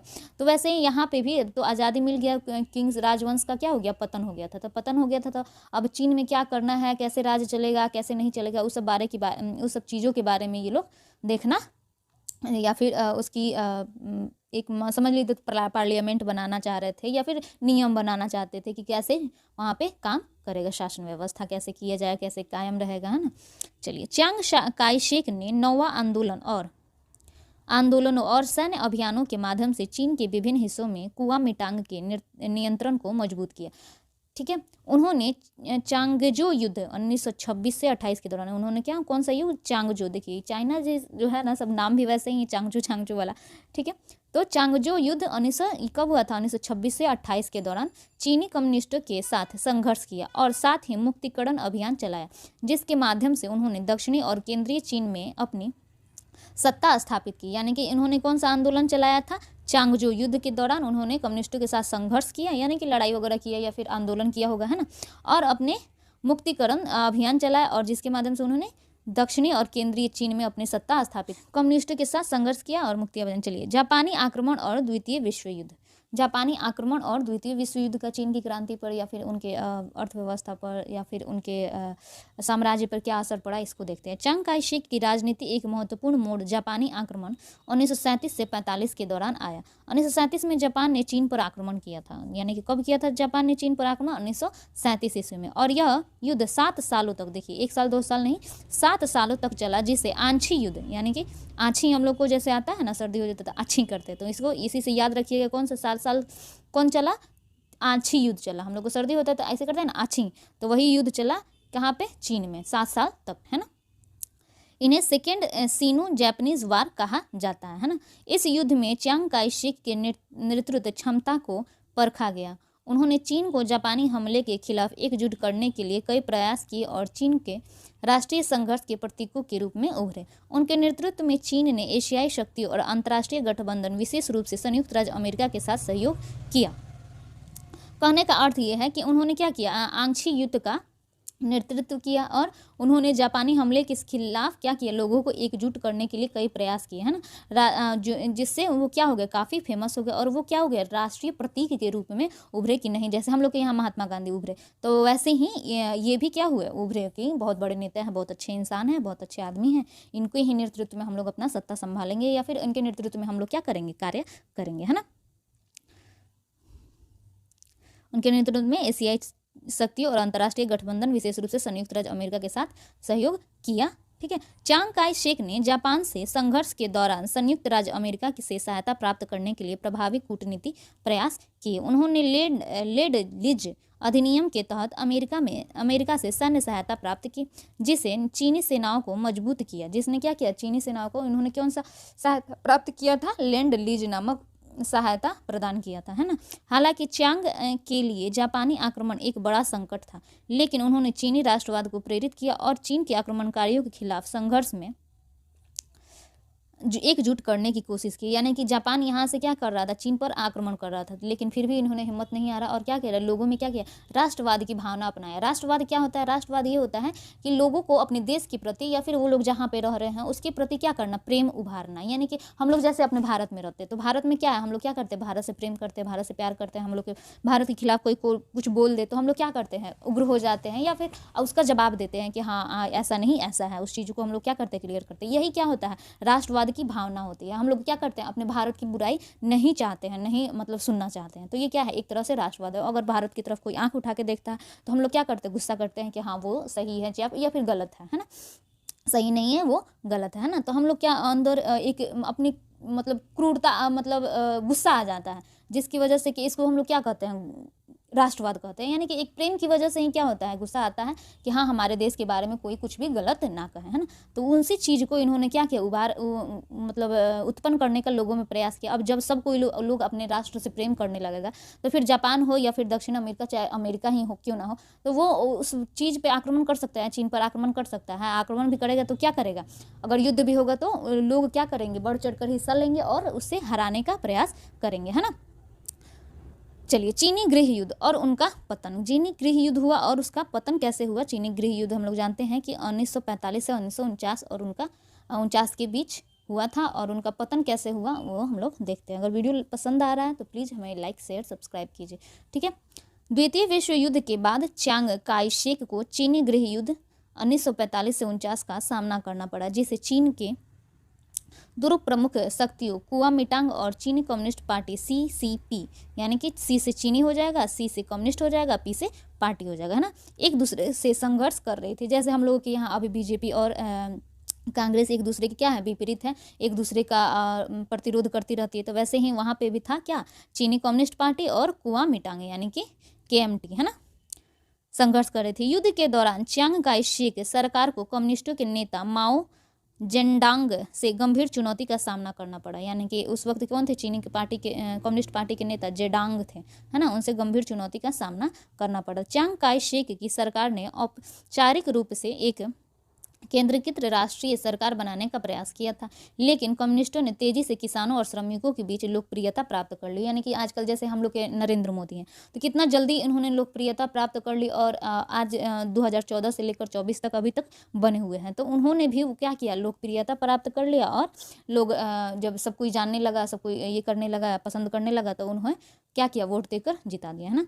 चीन के बड़े ग्रामीण क्षेत्रों में कुओमिंटांग की सरकार का प्रभाव कमजोर पड़ा, जबकि माओ ने पार्टी की विचारधारा को भूमि सुधार, किसानों के अधिकार और श्रमिकों के लिए समर्थन के रूप में प्रस्तुत किया। यानी कि उनका प्रभाव जो था कुओमिंटांग का, KMT का, वो क्या हुआ, ग्रामीण इलाकों में एकदम मतलब समझिए कि डाउन चला गया, ठीक है। और इन लोगों का जो कम्युनिस्ट पार्टी का था, इन लोगों का प्रभाव अच्छा था, लोग अच्छा बात करते थे उसके बारे में, तो क्या किया, इन्हीं को अपना नेता चुना होगा या फिर उनको ही अपना समर्थन दिया होगा, है ना। सामरिक दृष्टिकोण से च्यांग काई शेक कमजोर हो गए, है ना। उनके नेतृत्व में कुओमिंटांग ने कई अहम युद्ध हारे, ठीक है, और सेना में अनुशासन आपूर्ति की समस्याएं उत्पन्न हो गई। अब ये क्या हुए, पहले तो ठीक थे, बहुत अच्छा युद्ध करते थे, बहुत अच्छा मतलब हर काम करते थे, लेकिन धीरे धीरे क्या हो गया, उनके लोगों का इन लोगों का जो है संगठन कमजोर होता चला गया, अब कमजोर होता चला गया, जिसकी वजह से क्या हुआ, वो कई अहम युद्ध जो हुए थे, जानबे करते हैं चाइना हमेशा लड़ाई झगड़ा करते रहता है ना, तो वो कई गो युद्ध हार गया, ठीक है, जिसके कारण बहुत सारी समस्याएं उत्पन्न हो गई। अंततः 1949 में माओ जेडांग के नेतृत्व में कम्युनिस्टों ने एक निर्णायक जीत हासिल की और च्यांग काई शेक और उनके समर्थक ताइवान भाग गए। यानी कि चीन के बाद ताइवान आता है उसी के आसपास, तो वह च्यांग काई शेक और उनके जो समर्थक थे वो क्या हो गए, भाग गए चीन, ताइवान, है ना, जहां उन्होंने अपने सरकार को स्थापित किया। अब वो चीन से क्या वो चले गए, ताइवान में चले गए, है ना। ताइवान में च्यांग काई शेक का शासन, ताइवान में कैसे च्यांग काई शेक शासन करते हैं, इसको देखते हैं। 1949 में चीन से भागने के बाद च्यांग काई शेक ने ताइवान पर कब्जा कर लिया और वहां पर चीन गणराज्य यानी कि रिपब्लिक ऑफ चाइना सरकार की स्थापना की। ताइवान में उन्होंने एक सख्त शासक के रूप में शासन किया, यानी कि चीन में तो ढीलासली कर रहे, लेकिन उन्होंने ताइवान में अच्छा शासक के रूप में, एक सख्त शासक के रूप में शासन किया। लेकिन इस दौरान ताइवान में आर्थिक विकास हुआ और एक प्रौद्योगिकी केंद्र के रूप में विकसित किया गया, यानी कि उन्होंने अच्छा से शासन किया, सब चीज़ों पर ध्यान दिया, जिससे क्या हुआ, केंद्र के रूप में प्रगति काफ़ी अच्छा हुआ और ताइवान जो है केंद्र के रूप में विकसित किया गया, है ना। च्यांग ने ताइवान में व्यापक औद्योगिकरण और आधुनिक अर्थव्यवस्था की दिशा में कई सुधार किए। साथ ही ताइवान ने लोकतांत्रिक प्रक्रियाओं की ओर कदम बढ़ाए, लेकिन च्यांग की सत्ता में लोकतंत्र की सीमित परिभाषा थी और उनका शासन एक पार्टी शासन था। यानी कहने का अर्थ है कि उन्होंने क्या किया, लोकतंत्र को तो अपनाने का प्रयास किया कि हाँ हम लोकतंत्र पर चल रहे हैं, लेकिन चुनना किसको था, च्यांग काई शेक को ही, है ना। तो इस तरह इन्होंने औद्योगिकरण को बढ़ावा दिया, अर्थव्यवस्था को सुधार किया, है ना। तो इस तरह से क्या हुआ, वो वहाँ पे अच्छा शासन किए, है ना। च्यांग काई शेक का कूटनीतिक दृष्टिकोण, च्यांग काई शेक के कूटनीतिक दृष्टिकोण में चीन की प्रतिष्ठा और राष्ट्रवाद को बनाए रखने का महत्वपूर्ण स्थान था। उन्होंने संयुक्त राज्य अमेरिका और पश्चिमी देशों से चीन की स्थिति को मजबूती से पेश किया और कंबोडिया, म्यांमार और ताइवान जैसे देशों में चीन के प्रभाव को बढ़ाने की कोशिश की। उनके नेतृत्व में चीन ने अपने विदेश नीति में आधुनिक पश्चिमी शक्तियों के साथ साझेदारी की, लेकिन चीन में कम्युनिस्ट विचारधारा के खिलाफ उनका संघर्ष जारी रहा, ठीक है। इन्होंने काफ़ी सुधार भी किए, काफ़ी कुछ अच्छा काम भी किए, है ना। उन्होंने जैसे कंबोडिया हो गया, पड़ोसी देश है ना, कंबोडिया हो गया, म्यांमार हो गया, ताइवान जैसे देशों पर चीन का प्रभाव बढ़ाने की क्या किया, कोशिश भी किया, ठीक है। और उनके नेतृत्व में क्या हुआ, चीन ने अपने विदेश नीति में आधुनिक पश्चिमी शक्तियों के साथ साझेदारी भी की, यानी कि कुल मिलाकर मान लीजिए तो एक तरह से इन्होंने अच्छा काम किया, है ना। चलिए, निष्कर्ष के रूप में हम देख सकते हैं कि च्यांग काई शेक एक सक्षम दृढ़ नायक नेता थे, जिनकी भूमिका चीनी राजनीति में महत्वपूर्ण थी। आपको निष्कर्ष में क्या करना है, देखिए हम बता रहे हैं कि कोई भी आप क्वेश्चन दीजिए तो निष्कर्ष जरूर दीजिए। निष्कर्ष में आपको क्या करना है, खाली बड़ाई कर देना है कि हाँ बहुत अच्छे नेता थे, क्या करते थे, क्या नहीं करते थे, क्या हुआ क्या नहीं हुआ, ये सब चीज़ों के बारे में थोड़ा थोड़ा समरी दे देना है। इससे क्या होगा, एग्जामिनर के ऊपर क्या पड़ेगा, अच्छा इंपैक्ट पड़ेगा। हालांकि पेड बैच में तो हम लोग बताएंगे ही, बताते भी हैं, ठीक है, कैसे लिखना है, क्या नहीं लिखना है, क्या करना है, क्या नहीं करना है। तो अगर आप हमारे पेड बैच से जुड़ना चाहते हैं तो प्लीज़ नीचे दिए गए व्हाट्सएप नंबर पे मैसेज करें और हमारा क्लास ज्वाइन करें, है ना। मात्र 249 रुपया में, ठीक है, क्योंकि समय नहीं है और अब नहीं तो कभी नहीं, और अब करो या मरो वाली स्थिति है ना। अभी नहीं तो कभी नहीं और अब नहीं तो कब, है ना, क्योंकि मात्र 2 महीना हमें लगता है, 2 या 3 महीना एग्ज़ाम का होगा, ठीक है। अप्रैल मई में हमको लग रहा है कि एग्ज़ाम ले लेगा, है ना। तो अब तो पढ़ लो, है ना। च्यांग काई शेक एक सक्षम, देखो जो बैच में लिया है वो ऑलरेडी पेपर 5 पढ़ चुका है, पेपर 6 पढ़ चुका है, पेपर 7 अभी ख़त्म होने वाला है ना। तो आप लोग क्यों पीछे रह रहे हैं, आप लोग भी बैच लीजिए और क्लास से जुड़िए, क्योंकि समय नहीं है ना। सोचते सोचते तो 1 साल बीत गया है ना। चांग काई शेक एक सक्षम और दृढ़ नायक नेता थे जिनकी भूमिका चीनी राजनीति में महत्वपूर्ण थी। उनका नेतृत्व चीन के ऐतिहासिक संघर्षों और युद्धों से गुजरते हुए एक विवादास्पद युग का हिस्सा बना। उनके द्वारा किए गए कूटनीति और सैन्य प्रयासों ने चीन को कई संकटों से निकाला, लेकिन उनके शासन के दौरान कई विफलताएं भी रही। यानी कि उनके बड़ाई के भी साथ साथ उनका अच्छा जो हुआ वो भी बताना है, उनका जो गलत हुआ वो भी बताना है ना। खासकर गृह युद्ध और कम्युनिस्टों से संघर्ष में, यानी कि गृह युद्ध हो गया था और क्या हुआ था, कम्युनिस्टों से क्या हो गया था, उनका संघर्ष हो गया था, है ना। ताइवान में उनके शासन ने स्थिरता और आर्थिक विकास को बढ़ावा दिया, लेकिन साथ ही लोकतांत्रिक प्रक्रियाओं को सीमित स्वीकार्यता रही। चांग काई शेक का जीवन, उनकी भूमिका चीन के 20वीं शताब्दी के इतिहास का एक अविस्मरणीय अध्याय बन गई। यानी कि चीन के एक नेता थे जिन्होंने चीनी स्वतंत्रता के लिए या फिर चीनी गणराज्य के लिए, चीन के लिए बहुत कुछ किया था। ठीक है, तो इसी के साथ हमारा वीडियो होता है समाप्त। मिलते हैं नेक्स्ट वीडियो में, तब तक के लिए आप देखते रहिए ऑल इन 84 चौन। और दूसरा चीज़ ये बताना चाहेंगे कि आप इस क्वेश्चन को लिख लीजिएगा और क्वेश्चन को सारे याद करते चलिएगा, क्योंकि हो सकता है सरस्वती पूजा बाद टेस्ट हो, आपका पेपर 7 खत्म हो जाएगा तो आपका टेस्ट लिया जाएगा, है ना। तो आप लोग अपनी तैयारी जारी रखिए, नहीं तो फिर बाद में बोलते हैं कि मैम बताया नहीं, है ना। चलिए मिलते हैं नेक्स्ट वीडियो में। जय हिंद।